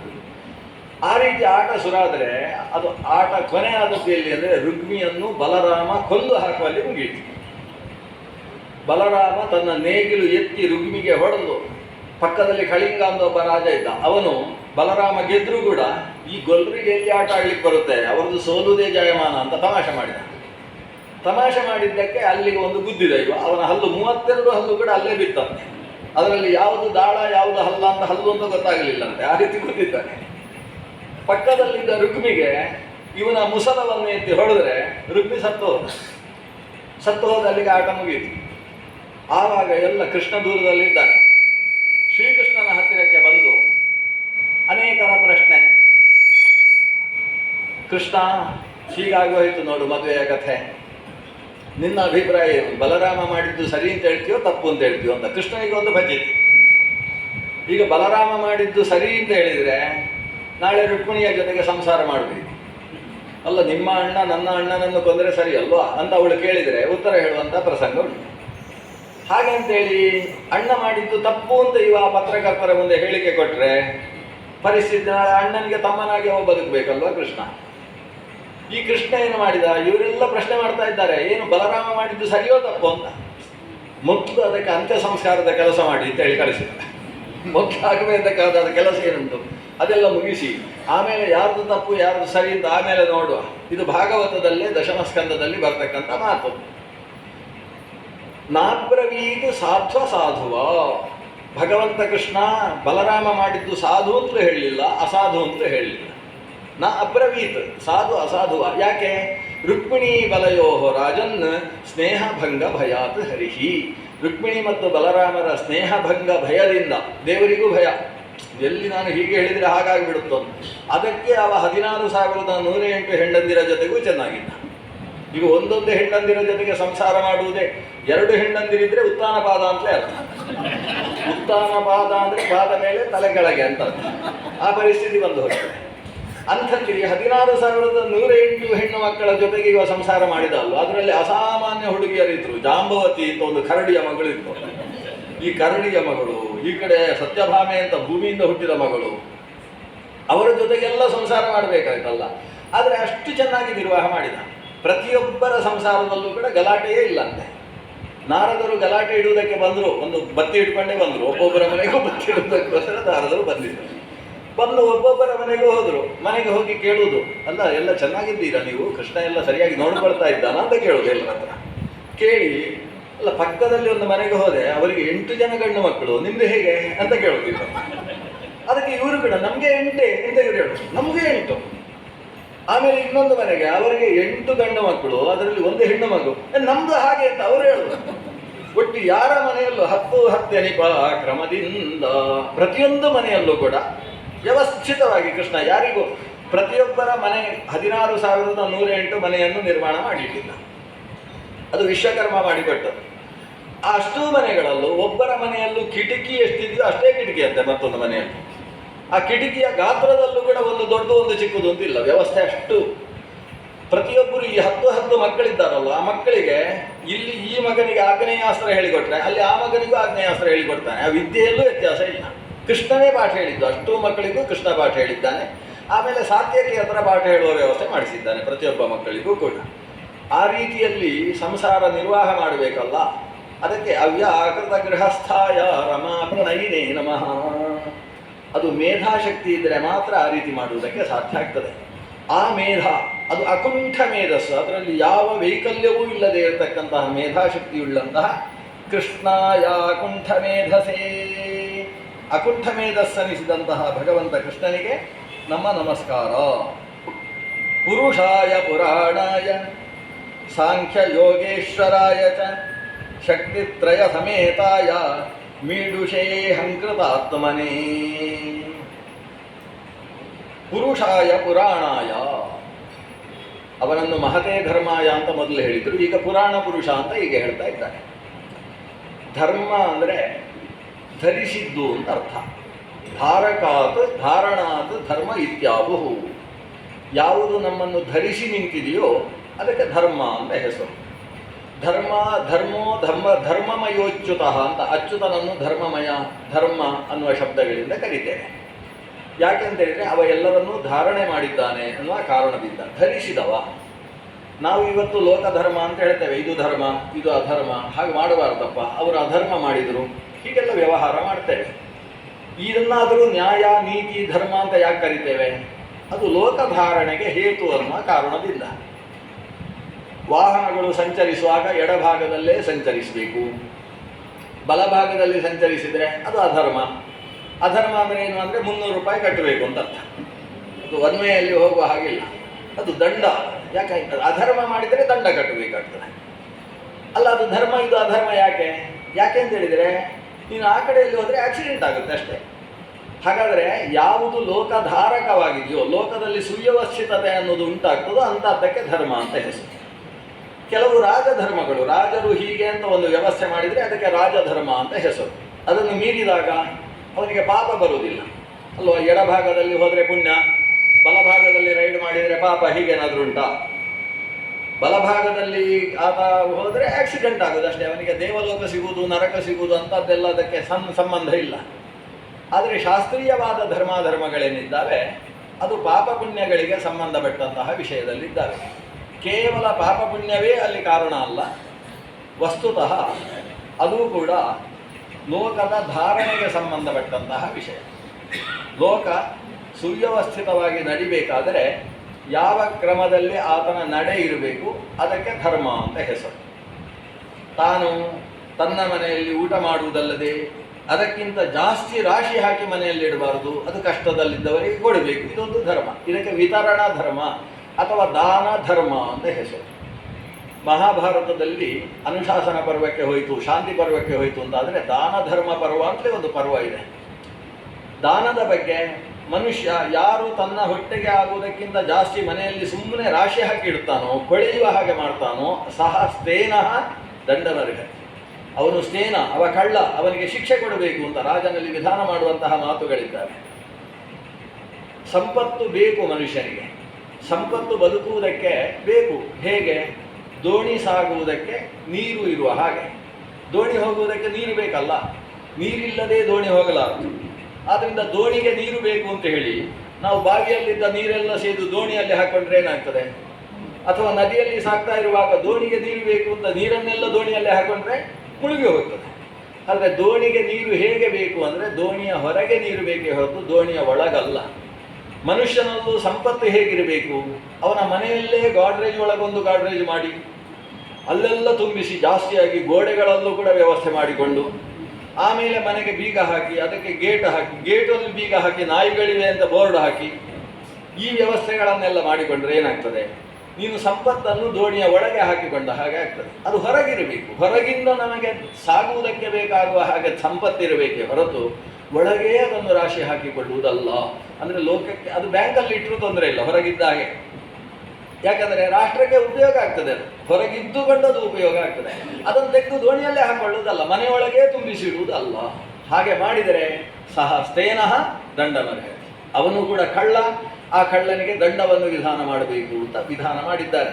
ಈ ಎಲ್ಲ ವಿಧಾನಗಳನ್ನು ಧರ್ಮ ಅಂತ ಯಾಕೆ ಕರೀತಾರೆ ಅಂದರೆ ಲೋಕದಲ್ಲಿ ವ್ಯವಸ್ಥೆ ಇರಬೇಕಾದ್ರೆ ಹಾಗಿರಬೇಕು. ಪ್ರತಿಯೊಬ್ಬನೂ ದುಡ್ಡು ತಂದು 2,000 ರೂಪಾಯಿ, 5,000 ರೂಪಾಯಿ, 500 ರೂಪಾಯಿ ಅಂತ ಹೇಳಿ ಎಲ್ಲ ಮನೆಯಲ್ಲೇ ಇಟ್ಟುಕೊಂಡ್ರೆ ದೇಶ ಹೇಗೆ ನಡಿಬೇಕು? ದೇಶದ ಸುವ್ಯವಸ್ಥಿತಿಗೆ ಬೇಕಾಗಿ ಧಾರಣೆಗೋಸ್ಕರ ಕೆಲವು ವಿಧಾನಗಳನ್ನು ಮಾಡುವಂಥದ್ದು, ಅಂಥದ್ದಕ್ಕೆಲ್ಲ ಧರ್ಮ ಅಂತ ಹೆಸರು. ಮಹತೇ ಧರ್ಮಾಯ ಅಂತ ದೇವರನ್ನು ಮಹಾಧರ್ಮ ಅಂತ ಯಾಕೆ ಕರೆಯುವುದು? ಯಾಕಂದರೆ ಈ ಎಲ್ಲ ಧರ್ಮಗಳು ಕೂಡ ಭಗವಂತನ ಮುಂದೆ ಧರ್ಮ ಅಂತ ಅನಿಸಿಕೊಳ್ಳುವುದು. ದೇವರಿಗೆ ಪ್ರೀತಿಕರವಾದಾಗ ಅದು ಧರ್ಮ, ದೇವರ ಪ್ರೀತಿಗೆ ವಿರುದ್ಧವಾಗಿದ್ದರೆ ಅದು ಅಧರ್ಮ. ಇದು ಧರ್ಮ ಇದು ಅಧರ್ಮ ಅಂತ ಹೇಗೆ ತೀರ್ಮಾನ? ಎಷ್ಟೋ ಸಂದರ್ಭದಲ್ಲಿ ನಮಗೆ ಸಂಶಯ ಬರ್ತದೆ. ಈಗ ನಾನು ಅವರ ಹತ್ರ ಸುಳ್ಳು ಹೇಳುವುದು ಸರಿಯೋ ಸತ್ಯ ಹೇಳುವುದು ಸರಿಯೋ ಅಂತ. ಅಲ್ಲಿ ಸತ್ಯ ಹೇಳುವುದರಲ್ಲೇನೇ ದೇವರಿಗೆ ಪ್ರೀತಿ ಆಗುವುದಿಲ್ಲ ಅಂತಾದರೆ ಅಲ್ಲಿ ಸುಳ್ಳು ಹೇಳುವುದು ಧರ್ಮ, ಸತ್ಯ ಹೇಳುವುದು ಅಧರ್ಮ. ಒಬ್ಬರು ದಾಸರು ಹೇಳ್ತಾರೆ, ಶ್ರೀರಮಣ ತವ ಚರಣ ದೊರಕುವುದು ಹ್ಯಾಂಗಿನ್ನು ಪರಮ ಪಾಪಿಷ್ಠ ನಾನು ಅಂತ. ಪಾಪಿಷ್ಠ ಅಂತ ತನ್ನನ್ನು ಹೇಳಿಕೊಂಡು ಏನೆಲ್ಲ ತಪ್ಪು ಮಾಡಿದೆ ಅಂತ ಹೇಳುವಾಗ ಮದುವೆ ಮನೆಯಲ್ಲಿ ಹೋಗಿ ಸತ್ತ ಸುದ್ದಿಯ ಹೇಳಿದೆ ಅಂತ ಹೇಳ್ತಾರೆ. ಅವರೇನು ಸುಳ್ಳು ಹೇಳಿದ್ದಲ್ಲ, ಸತ್ಯವೇ ಹೇಳಿದ್ದಲ್ಲಿ. ನೋಡಿ ಅಲ್ಲಿ ಸತ್ತಿದ್ದಾರೆ ನಿಮ್ಮ ದೊಡ್ಡಪ್ಪ ಅಂತ ಹೇಳುವುದಿಲ್ಲ, ಮದುವೆಯಲ್ಲಿ ಸುಳ್ಳು. ಈ ಸತ್ಯವನ್ನು ಹೇಳಿದ್ದರ ಪರಿಣಾಮ ಏನು? ನರಕಕ್ಕೆ ಹೋಗಬೇಕಾಗ್ತದೆ. ಅದು ದೇವರಿಗೆ ಪ್ರೀತಿಕರವಾದದ್ದಲ್ಲ. ಯಾವುದು ಒಂದು ಉಚಿತವಾದ 2 ಕುಟುಂಬಕ್ಕೆ ಒಳ್ಳೆಯ ವಿವಾಹದಂತಹ ಸಂಭ್ರಮದ ವಾತಾವರಣ ನಡೀತಾ ಇದೆಯೋ ಅಂಥದ್ದನ್ನು 100 ಸುಳ್ಳು ಹೇಳಿ ಆದರೂ ನಡೆಸುವ ಹಾಗೆ ಮಾಡಬೇಕು. 100 ಹೇಳಿ ಒಂದು ಮದುವೆ ಮಾಡು, 100 ಸುಳ್ಳು ಹೇಳಿ ಮದುವೆ ಮಾಡು ಅಂತ. ಅದಕ್ಕೆ ಕೈಕಾಲಿಲ್ಲದಿದ್ದೆ ಹುಡುಗಿಗೆ ಅಂತಹ ಲಕ್ಷ್ಮೀ ಸ್ವರೂಪಿಣಿ ಅಂತ ಹೇಳಿ ಮದುವೆ ಮಾಡುವಂಥ ಅರ್ಥ ಅಲ್ಲ. ಇಂಥದ್ದು ಸರಿಯಾದ ರೀತಿಯಲ್ಲಿ ಮದುವೆ ನಡೆಯುವಾಗ ಸುಳ್ಳು ಹೇಳುವುದರಿಂದ ಅದು ಸರಿಯಾಗಿ ನಡೆಯುತ್ತೆ ಅಂತಾದರೆ ಸುಳ್ಳು ಹೇಳುವುದೇ ಸರಿ ಅಂತ ಅರ್ಥ. ಆ ಕ್ರಮದಲ್ಲಿ ಯಾವುದು ಸರಿ ಯಾವುದು ತಪ್ಪು ಯಾವುದು ಅನ್ನೋದು ತೀರ್ಮಾನ ಆಗುವುದು ದೇವರ ಪ್ರೀತಿ ಯಾವುದರಿಂದ, ದೇವರ ಅಪ್ರೀತಿ ಯಾವುದರಿಂದ. ಅದು ಸರ್ವೇ ವಿಧಿ ನಿಷೇಧ ಸ್ಯುಃ ಏತಯೋರೇವ ಕಿಂಕರ ಸ್ಮರ್ತವ್ಯ ಸತತಂ ವಿಷ್ಣು ವಿಸ್ಮರ್ತವ್ಯೋ ನ ಜಾತು ಚಿತ್. ಈ ರೀತಿ ಭಗವಂತನ ಪ್ರೀತಿ ಭಗವಂತನ ಅಪ್ರೀತಿ ಅನ್ನುವುದರಿಂದ ಧರ್ಮ ನಿಂತಿದೆ ಅನ್ನುವ ಕಾರಣದಿಂದ ಭಗವಂತನಿಗೆ ಮಹತೇ ಧರ್ಮಾಯ ಅಕುಂಠ ಮೇಧಸೇ, ಅಕುಂಠ ಮೇಧಸ್ಸಾದಂತಹ ಮಹಾಧರ್ಮನೆನಿಸಿದ ಭಗವಂತನಿಗೆ ನನ್ನ ನಮಸ್ಕಾರ. ಆಮೇಲೆ ಪುರುಷಾಯ ಪುರಾಣಾಯ ಸಾಂಖ್ಯ ಯೋಗೇಶ್ವರಾಯ ಚ, ಭಗವಂತನಿಗೆ ಪುರಾಣ ಪುರುಷ ಅಂತ ಹೆಸರು. ಭಗವದ್ಗೀತೆಯಲ್ಲಿ 15ನೇ ಅಧ್ಯಾಯವನ್ನು ಪುರುಷೋತ್ತಮಾಧ್ಯಾಯ ಅಂತ ಕರೀತಾರೆ. ಪುರುಷೋತ್ತಮ ಯೋಗ ಅಂತ ಅದಕ್ಕೆ ಹೆಸರಿದೆ. ಪುರುಷ ಅಂದರೆ ಶರೀರದಲ್ಲಿ ಇರುವವ ಅಂತ ಸಾಮಾನ್ಯವಾದ ಅರ್ಥ. ಪುರ ಅಂದರೆ ಶರೀರ, ಅದರಲ್ಲಿ ಶ ಅಂದರೆ ಶಯನ ಮಾಡಿದವ, ಅದರಲ್ಲಿ ಇರತಕ್ಕಂಥವ ಅಂತ. ಪುರಿ ಶೇತೆ ಇತಿ ಪುರುಷ ಅಂದರೆ ಈ ಪುರದಲ್ಲಿದ್ದಾನೆ, ಆದ್ದರಿಂದ ಅವನಿಗೆ ಪುರುಷ ಅಂತ ಹೆಸರು. ಅದು ಹೆಣ್ಣನ್ನು ಸಂಸ್ಕೃತದಲ್ಲಿ ಪುರುಷ ಅಂತಲೇ ಕರೆಯೋದು, ಗಂಡನ್ನು ಕೂಡ ಸಂಸ್ಕೃತದಲ್ಲಿ ಪುರುಷ ಅಂತ ಕರೆಯೋದು. ಈಗ ನೀನು ಅನ್ನುವುದು ಮಧ್ಯಮ ಪುರುಷ, ನಾನು ಅನ್ನುವುದು ಉತ್ತಮ ಪುರುಷ, ಅವನು ಅನ್ನೋದು ಪ್ರಥಮ ಪುರುಷ ಅಂತ ಕನ್ನಡದಲ್ಲೂ ಹಾಗೆ ಸಂಸ್ಕೃತದಲ್ಲೂ ಹಾಗೆ. ನೀನು ಅಂದರೆ ಅದು ಗಂಡನ್ನೇ ಹೇಳಬೇಕಾ, ಹೆಣ್ಣನ್ನು ಹೇಳ್ಬೋದು. ಹೆಣ್ಣನ್ನು ಹೇಳಿದಾಗ ನೀನು ಅನ್ನೋದು ಪ್ರಥಮ ಪುರುಷ ಅಲ್ಲ, ಪ್ರಥಮ ಸ್ತ್ರೀ, ಅದು ಮಧ್ಯಮ ಪುರುಷ ಅಲ್ಲ, ಮಧ್ಯಮ ಸ್ತ್ರೀ ಅಂತ ಆಗ್ತದಾ? ಇಲ್ಲ, ಅದು ಮಧ್ಯಮ ಪುರುಷವೇ. ಅಹಂತ ನಾನು ಗಂಡು ಹೇಳಿದಾಗಲೂ ಅದು ಉತ್ತಮ ಪುರುಷ, ಅಹಂತ ಹೆಣ್ಣು ಹೇಳಿದಾಗಲೂ ಅದು ಉತ್ತಮ ಪುರುಷ. ಅಂದರೆ ಪುರುಷ ಅನ್ನೋದು ಗಂಡು ಹೆಣ್ಣಿಗೆ ಸಮಾನವಾದಂತಹ ಶಬ್ದ. ಯಾಕಂದರೆ ಶರೀರದಲ್ಲಿ ಇರುವವ ಅಂತ ಅರ್ಥ ಅದಕ್ಕೆ. ಶರೀರದಲ್ಲಿರುವ ಜೀವ ಅದು ಪುರುಷ. ಆದ್ದರಿಂದ ಭಗವಂತ ಪುರುಷೋತ್ತಮ ಅಂತ ನಾವು ಕರಿತೇವೆ. ಪುರಾಣಾಯ ಪುರುಷಾಯ ಅಂತ ಹೇಳ್ತೇವೆ. ಪುರುಷ ಅಂದರೆ, ಈಗ ಪುರುಷೋತ್ತಮ ಅಂತ ಹೇಳಿದರೆ ಕೆಲವರಿಗೆ ಸಂಶಯ, ಭಗವಂತ ಪುರುಷೋತ್ತಮ ಅಷ್ಟೇ, ಸ್ತ್ರೀ ಉತ್ತಮ ಅಲ್ಲ ಅಂತ ಕೆಲವರ ಸಂಶಯ. ಅಂದರೆ ದೇವರು ಏನಿದ್ರು ಕೂಡ ಗಂಡಸರಲ್ಲಿ ಶ್ರೇಷ್ಠ, ಆದರೆ ಅವರು ಮಾತ್ರ ಅಮ್ಮ ಅವರ ಗಂಡ ಅಂತ, ಹೀಗೆ ಕೆಲವರ ಪ್ರಯೋಜನೆ. ಅಂದರೆ ಪುರುಷರಿಗಿಂತ ಶ್ರೇಷ್ಠ, ಆದರೆ ಪಾಪ ಆ ಆದಿನಾರಾಯಣಿ ಅಂತ ಒಬ್ಬಳಿದ್ದಾಳೆ, ಅವಳೇ ಈ ದೇವರನ್ನು ಸೃಷ್ಟಿ ಮಾಡಿದ್ದು ಅಂತ ಒಂದು ಶಾಕ್ತ ಅಂತ ಉಪಾಸನಾ ಪದ್ಧತಿ ಇದೆ. ಶಾಕ್ತರು ಹೇಳ್ತಾರೆ, ಅದನ್ನು ಕುಮಾರವ್ಯಾಸ ಉಲ್ಲೇಖ ಮಾಡ್ತಾನೆ. ಆದಿನಾರಾಯಣಿ ಪರಾಯಣಿ ನಾದ ಮೇಘಜ ಸತ್ತ ಗುಣಾದಿ ಸೇವಿತೆ ಅಮರ ವಂದಿತ ಪಾದ ಪಂಕರುಹೇ. ಆದಿನಾರಾಯಣಿ ಅಂತ ಒಂದು ಹೆಣ್ಣನ್ನು ಕರೀತಾರೆ. ಯಾಕೆ ಕರೆಯುವುದು ಅಂದರೆ, ಆ ನಾರಾಯಣನನ್ನು ಕೂಡ ಹುಟ್ಟಿಸಿದವಳಂತೆ ಅವಳು. ನಾರಾಯಣನೂ ಕೂಡ ಕೈ ಮುಗಿದು, ಓ ನಾರಾಯಣಿ, ನಾನು ಹೇಗೆ ಮಾಡಬೇಕು ಈ ಪರಿಸ್ಥಿತಿಯಲ್ಲಿ ಅಂತ ಕೇಳಿಕೊಳ್ತಾನಂತೆ. ಮಧುಕೈಟಭರ ವಿಧ್ವಂಸ ಆಗಬೇಕಾದರೂ ಕೂಡ ಆಕೆಯ ಅನುಗ್ರಹದಿಂದ ಮಧುಕೈಟಭರನ್ನು ನಾರಾಯಣ ನಾಶ ಮಾಡಿದ ಅಂತೆ. ಹೀಗೆಲ್ಲ ಒಂದು ದೇವಿ ಮಹಾತ್ಮೆ ಅಂತ ಹೇಳ್ತಕ್ಕಂತಹ ಒಂದು ದೇವಿ ಭಾಗವತ ಅನ್ನೋ ಒಂದು ಪುರಾಣ ಇದೆ. ವೇದವ್ಯಾಸರು ರಚಿಸಿದ್ದಲ್ಲ, ಶಾಕ್ತ ಪಂಥದಲ್ಲಿ ಬಂದದ್ದು. ಆದರೆ ಭಗವಂತ ನಾರಾಯಣನನ್ನು ಅನುಸರಿಸಿ ಮಹಾಲಕ್ಷ್ಮಿ ಇದ್ದಾಳೆ. ಆದಿನಾರಾಯಣಿ ಅಂತ ಹೇಳುವ ಮತ್ತೊಂದು ಹೆಣ್ಣು ಈ ನಾರಾಯಣನನ್ನು ಸೃಷ್ಟಿ ಮಾಡಿದ್ದು ಅನ್ನುವುದು ಒಂದು ತಾಮಸವಾದ ಪರಿಕಲ್ಪನೆಯ ಹೊರತು ಸಾತ್ವಿಕವಾದಂತಹ ವಿಚಾರಧಾರೆ ಅಲ್ಲ, ಅದು ಸತ್ಯಭೂತವಾದದ್ದಲ್ಲ ಅನ್ನುವುದನ್ನು ತಿಳಿಸುವುದಕ್ಕೋಸ್ಕರ ಭಗವಂತನನ್ನು ಪುರಾಣ ಪುರುಷ ಅಂತ ಕರೆಯುವುದು. ಪುರಾಣ ಪುರುಷ ಅಂದರೆ ಏನು? ಪುರಾಣ ಅಂದರೆ ಪುರಾಣ, ಪುರಾಣ ಅಂದರೆ ಪುರಾಪಿ ನವಂ ಪುರಾಣಂ. ಪುರಾಣ ಅನ್ನುವ ಶಬ್ದ ಯಾವ ಅರ್ಥದಲ್ಲಿದೆ ಅಂದರೆ, ಅದು ಅಷ್ಟು ಹಳೆಯದು ಆದರೆ ಇವತ್ತಿಗೂ ಹೊಸದು. ಯಾವುದು ಹಳೆಯದ್ದಾಗಿದ್ದು ಹೊಸದಾಗಿರ್ತದೋ ಅದಕ್ಕೆ ಪುರಾಣ ಅಂತ ಹೆಸರು. ನಾವು ಪುರಾಣ ಕಾಲದ ವಸ್ತ್ರ, ಪುರಾಣ ಕಾಲದ ಒಂದು ಪಳೆಯುಳಿಕೆ ಅಂತೆಲ್ಲ ಕರಿತೇವೆ. ಇಲ್ಲಿ ಪುರಾಣ ಅಂದರೆ ಹಳೆಯದು ಅಂತ ಅಷ್ಟೇ ಅರ್ಥದಲ್ಲಿ ಬಳಸ್ತೇವೆ. ಆದರೆ ಪುರಾಣ ಅನ್ನೋ ಶಬ್ದಕ್ಕೆ ಅದು ಭಾಗವತ ಪುರಾಣ, ಅದು ಗಾರುಡ ಪುರಾಣ, ಅದು ಸ್ಕಾಂದ ಪುರಾಣ, ಅದು ಪದ್ಮ ಪುರಾಣ. ಏನು ಪುರಾಣ ಅಂದರೆ ಅದು ಹಳೆಯ ಕಾಲದ ವಿಷಯವನ್ನು ಹೇಳ್ತದೆ, ಆದರೆ ಇವತ್ತಿಗೂ ಬೇಕದು, ಇವತ್ತಿಗೂ ಹೊಸದೇ. ಆ ಕಥೆಯನ್ನು ಕೇಳ್ತಾ ಇದ್ದ ಹಾಗೆ ನಾವು ಹೇಗಿದ್ದೇವೆ, ಅವರು ಹೇಗಿದ್ದರು, ನಾವು ಹಾಗಿರಬೇಕಲ್ವಾ ಅಂತ ಅರ್ಥ ಆಗ್ತದೆ. ಕಂಸನ ಕಥೆ, ಜರಾಸಂಧನ ಕಥೆ ಕೇಳ್ತಾ ಇದ್ದ ಹಾಗೆ ಹಾಗಿದ್ರಲ್ವ ಅವರು, ನಾವು ಸ್ವಲ್ಪ ಅವರ ಹಾಗೆ ಇದ್ದೇವಲ್ವ ಅಂತ ನಿರೀಕ್ಷಿಸೋದಾಗ್ತದೆ. ನಾವು ಹಾಗಿರಬಾರ್ದು. ಶ್ರೀರಾಮನ ಬಗ್ಗೆ ಕಥೆ ಬರತಕ್ಕಂತಹ ಪುರಾಣಗಳೇ 13 ಪುರಾಣ ಇದೆ. 13 ಪುರಾಣದಲ್ಲಿ ಶ್ರೀರಾಮನ ಕಥೆಯನ್ನು ವೇದವ್ಯಾಸರು ಉಲ್ಲೇಖ ಮಾಡ್ತಾರೆ. ಅಷ್ಟೂ ಕಥೆಗಳನ್ನು ಸೇರಿಸಿಕೊಂಡು ವಾಲ್ಮೀಕಿಗಳು ಶ್ರೀರಾಮಾಯಣವನ್ನು ರಚನೆ ಮಾಡ್ತಾರೆ. ಆ ರಾಮನ ಕಥೆ ಕೇಳ್ತಾ ಇದ್ದ ಹಾಗೆ ಎಲ್ಲೂ ಕೂಡ ನೀವು ರಾಮನ ಹಾಗೆ ಬದುಕಬೇಕಪ್ಪ ಅಂತ ಹೇಳುವುದಿಲ್ಲ. ವಾಲ್ಮೀಕಿಗಳು ಹೇಳುವುದಿಲ್ಲ, ವೇದವ್ಯಾಸರು ಹೇಳುವುದಿಲ್ಲ. ಅಥವಾ ರಾವಣಾದಿಗಳ ಹಾಗೆ ಬದುಕಬಾರದು ಅಂತಲೂ ಹೇಳುವುದಿಲ್ಲ.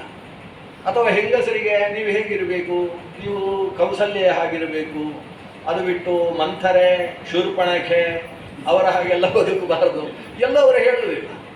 ಆದರೆ ಪೂರ್ತಿ ಕಥೆ ಕೇಳಿದ ಮೇಲೆ ನಾವು ಒಳಗಿಂದೊಳಗೆ ನಾವು ರಾಮನ ಹಾಗೆ ಬದುಕಬೇಕಪ್ಪ, ರಾವಣಾದಿಗಳ ಹಾಗೆ ಬದುಕಬಾರ್ದು. ತಮ್ಮನಾಗಿರುವುದಾದರೆ ಭರತನ ಹಾಗಿರಬೇಕು, ಲಕ್ಷ್ಮಣನ ಹಾಗಿರಬೇಕು, ವಾಲಿ ಸುಗ್ರೀವರ ಹಾಗಿರಬಾರ್ದು ಅಂತ ಈ ಭಾವಗಳು ನಮ್ಮಲ್ಲಿ ತಾನಾಗಿ ಅಂಕುರಿಸಿ ಬಿಡ್ತಾವಲ್ಲ, ಅದು ಕಾವ್ಯದ ಗುಣ.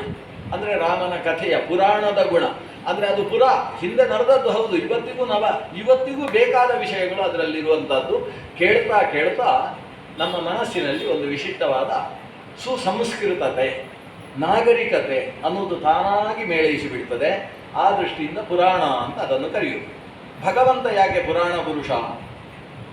ಅವನು ಎಷ್ಟೇ ಹಳೆಯವನಾದರೂ ಇವತ್ತಿನ ಕಾಲಕ್ಕೂ ಅವನು ಹಾಗೆ ಎಲ್ಲರಿಗೂ ಬೇಕಾಗುವ ಹಾಗೆ ಇರುವುದು. ಭಗವಂತನ ನವನವೀನತೆ. ಲಕ್ಷ್ಮೀದೇವಿ ಭಗವಂತನನ್ನು ನೋಡ್ತಾ ನೋಡ್ತಾ ಹೊಸದನ್ನು ಆಲೋಚನೆ ಮಾಡ್ತಾ ಹೋಗ್ತಾಳಂತೆ. ಆದರೆ ನಿನ್ನೆ ನೋಡಿದ್ದಕ್ಕಿಂತ ಇವತ್ತು ನೋಡಿದರೆ ಮತ್ತೆ ಹೊಸದೇ ಕಾಣಿಸುವುದು. ಅನಂತವಾದ ಸ್ವರೂಪ ಭಗವಂತನದ್ದು. ಆದ್ದರಿಂದ ನೀವು ಅನೇಕ ಹಿಂದಿನ ಕಾಲದಿಂದ ಅವನನ್ನು ನೋಡ್ತಾ ಬಂದರೂ ಇವತ್ತಿಗೆ ಮತ್ತೆ ಹೊಸದಾಗಿದ್ದಾನೆ ಅನ್ನುವ ಕಾರಣದಿಂದ ಭಗವಂತನಿಗೆ ಪುರಾಣ ಪುರುಷ ಅಂತ ಹೆಸರು. ಅಲ್ಲ, ನಾವೆಲ್ಲ ಪುರುಷ, ನಾವು ಸ್ವಲ್ಪ ಹೊಸ ಪುರುಷ, ಅವನು ಸ್ವಲ್ಪ ಹಳೆ ಪುರುಷ, ಇಷ್ಟೇ. ಆದ್ದರಿಂದ ಪುರಾಣ ಪುರುಷ ಅಷ್ಟೇ ಅಲ್ಲ, ಪುರುಷ ಅಂತ ಹೇಳಿದರೆ ಅವನೇ. ನಾವೆಲ್ಲ ಅದರ ಪ್ರತಿಬಿಂಬವೆನಿಸಿ ಪುರುಷ ಅಂತ ಕರೆಸಿಕೊಂಡದ್ದು. ಈಗ ಇವರು ಶ್ರೀನಿವಾಸಾಚಾರ್ಯ ಅಂತ ಒಬ್ಬರನ್ನು ತೋರಿಸಿದರೆ ಅಲ್ಲಿ ನೀರಿನಲ್ಲಿ ಅವರ ಪ್ರತಿಬಿಂಬ ಕಂಡ್ರೆ, ನೋಡಿ ಶ್ರೀನಿವಾಸಾಚಾರ್ಯ ನೀರಿನೊಳಗೆ ಕಾಣಿಸ್ತಾ ಇದ್ದಾರೆ ಅಂತ ಹೇಳ್ತೇವೆ ನಾವು. ಅಥವಾ ಆಕಾಶದಲ್ಲಿ ಸೂರ್ಯ ಕಾಣಿಸ್ತಾ ಇದ್ದಾರೆ, ನೋಡು ನೀರಲ್ಲಿ ಸೂರ್ಯ ಅಂತ ಹೇಳ್ತೇವೆ. ನೀರಲ್ಲಿ ಸೂರ್ಯ ಯಾರದು? ಅದು ಸೂರ್ಯನ ಪ್ರತಿಬಿಂಬ. ಹಾಗೆ ಭಗವಂತ ಪುರುಷ, ಅವನ ಪ್ರತಿಬಿಂಬವೆನಿಸಿದ ನಾವೆಲ್ಲರೂ ಪುರುಷ ಅಂತ ಕರೆಸಿಕೊಳ್ಳುವುದೇ ಹೊರತು ಮೂಲಭೂತವಾಗಿ ಪುರುಷ ಅಂದರೆ ಭಗವಂತ. ಯಾಕೆ ಅಂತೇಳಿದರೆ, ಪುರುಷ ಅನ್ನುವ ಶಬ್ದಕ್ಕೆ ಏನರ್ಥ? ಪುರದಲ್ಲಿ ಇರುವವ, ಶರೀರದಲ್ಲಿ ಇರುವವ. ಒಂದು ಶರೀರದಲ್ಲಿದ್ದು ಒಳ್ಳೆ ಪುರುಷ ಹೇಗಾಗ್ತಾನೆ? ಎಲ್ಲ ಶರೀರದಲ್ಲಿದ್ದ ಪುರುಷನ ಮುಂದೆ ಇವ ಎಂಥ ಪುರುಷ? ಒಂದೇ ಶರೀರದಲ್ಲಿರುವ ಪುರುಷ. ಭಗವಂತ ಸಕಲ ಪುರದಲ್ಲೂ ಸಂಸ್ಥಿತನಾದ್ದರಿಂದ ಪೂರುಷು ಶೇತೆ ಇತಿ ಪುರುಷ. ಪ್ರತಿಯೊಂದು ಪುರದಲ್ಲೂ ಇದ್ದು ಪ್ರತಿಯೊಬ್ಬರಿಗೂ ಪ್ರೇರಣಾದಾಯಿಯಾಗಿರುವುದರಿಂದ ಭಗವಂತ ಪರಮಪುರುಷ, ಪುರಾಣ ಪುರುಷ ಅಂತ ಕರೆಸಿಕೊಂಡಿದ್ದಾನೆ. ಪುರುಷಾಯ ಪುರಾಣಾಯ ಸಾಂಖ್ಯ ಯೋಗೇಶ್ವರಾಯ ಚ. ಕಪಿಲ ಅನ್ನುವ ರೂಪವನ್ನು ದೇವ ಎತ್ತಿ ಬರ್ತಾನೆ. ರುದ್ರದೇವರು ಕೂಡ ಸಾಂಖ್ಯಯೋಗಗಳಲ್ಲಿ ವಿಶೇಷ ಸಾಧನೆ ಮಾಡಿದವರು. ಅವರು ಸಾಂಖ್ಯಯೋಗವನ್ನು ರುದ್ರದೇವ ಅಧ್ಯಯನ ಮಾಡಬೇಕಾದ್ರೆ ಮೊದಲು ಕಪಿಲಾಯ ಮಹಾತ್ಮನೇ ಅಂತ ಕೈ ಮುಗಿತಾರೆ. ಯಾಕಂದರೆ ಕಪಿಲ ರೂಪಿಯಾದ ಪರಮಾತ್ಮ ಈ ಸಾಂಖ್ಯ ಮತ್ತು ಯೋಗಶಾಸ್ತ್ರಕ್ಕೆ ಪ್ರವರ್ತಕ ಮಹರ್ಷಿ. ಕಪಿಲ ಋಷಿಯಿಂದ ಸಾಂಖ್ಯಯೋಗಶಾಸ್ತ್ರಗಳ ಪ್ರವೃತ್ತಿ ಲೋಕದಲ್ಲಿ ಬಂತು. ಆಮೇಲೆ ಕಪಿಲನ ವಂಶದಲ್ಲಿ ಕಪಿಲನ ಶಿಷ್ಯನಾಗಿ ಈಶ್ವರ ಕೃಷ್ಣ ಅಂತ ಬರ್ತಾನೆ. ಆಸುರಿಯಿಂದ ಮತ್ತೊಬ್ಬ ಬರ್ತಾನೆ. ಈಶ್ವರ ಕೃಷ್ಣನ ಶಿಷ್ಯನಾಗಿ ಮತ್ತೆ ಪತಂಜಲಿ ಬರ್ತಾನೆ. ಪತಂಜಲಿಯಿಂದ ಮತ್ತೆ ಯೋಗಶಾಸ್ತ್ರ ಮುಂದುವರಿಯುತ್ತೆ. ಯೋಗಶಾಸ್ತ್ರದ ಪ್ರವರ್ತಕರು ಅನೇಕರಿದ್ದಾರೆ. ಭಗವಂತನ ಎರಡು ರೂಪ, ಒಂದು ಕಪಿಲ, ಮತ್ತೊಂದು ದತ್ತಾತ್ರೇಯ. ದತ್ತಾತ್ರೇಯ ಮತ್ತು ಕಪಿಲ ಅನ್ನುವ ಎರಡು ರೂಪ ಯೋಗಶಾಸ್ತ್ರದ ಪ್ರವರ್ತಕ ಸ್ವರೂಪಗಳು ಅಂತ ಕರೆಸಿಕೊಂಡದ್ದು. ಅದರಲ್ಲಿ ಸಾಂಖ್ಯ ಮತ್ತು ಯೋಗ ಅಂತ ಎರಡು ಶಾಸ್ತ್ರ ಇದೆ. ನಿಜವಾಗಿ ಬೇರೆ ಬೇರೆ ಅಲ್ಲ. ಸಾಂಖ್ಯಶಾಸ್ತ್ರ ಶುರು ಆಗ್ತದೆ, ಯೋಗಶಾಸ್ತ್ರದಲ್ಲಿ ಮುಗೀತದೆ. ಅದು ಒಂದೇ ಪುಸ್ತಕ. ಸಾಂಖ್ಯ ಮತ್ತು ಯೋಗ ಒಂದೇ.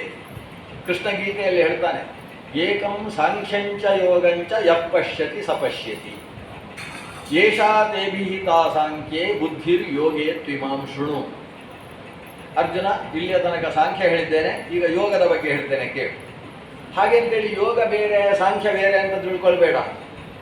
ಏಕಂ ಸಾಂಖ್ಯಂಚ ಯೋಗಂಚ ಯಃ ಪಶ್ಯತಿ. ಸಾಂಖ್ಯ ಮತ್ತು ಯೋಗ ಅನ್ನೋದು ಎರಡೂ ಏಕ, ಒಂದೇ ವಿಷಯದಲ್ಲಿ ಹೊರಟದ್ದು ಅಂತ ಯಾರು ಸರಿಯಾಗಿ ತಿಳ್ಕೊಳ್ತಾನೆ ಸಹ ಪಶ್ಯತಿ, ಅವನು ನಿಜವಾದ ಪಂಡಿತನಾಗ್ತಾನೆ. ಹಾಗಾದರೆ ಸಾಂಖ್ಯ ಯೋಗದಲ್ಲಿ ಏನಿದೆ? ಸಾಂಖ್ಯ ಅಂದರೆ ಜ್ಞಾನ, ಯೋಗ ಅಂದರೆ ಅದರ ಆಚರಣೆ. ಇಷ್ಟೇ. ಒಂದು ಸೈದ್ಧಾಂತಿಕ ನೆಲೆ, ಮತ್ತೊಂದು ವ್ಯಾವಹಾರಿಕ ನೆಲೆ. ಒಂದು ಸೈದ್ಧಾಂತಿಕ, ಮತ್ತೊಂದು ಪ್ರಾಕ್ಟಿಕಲ್.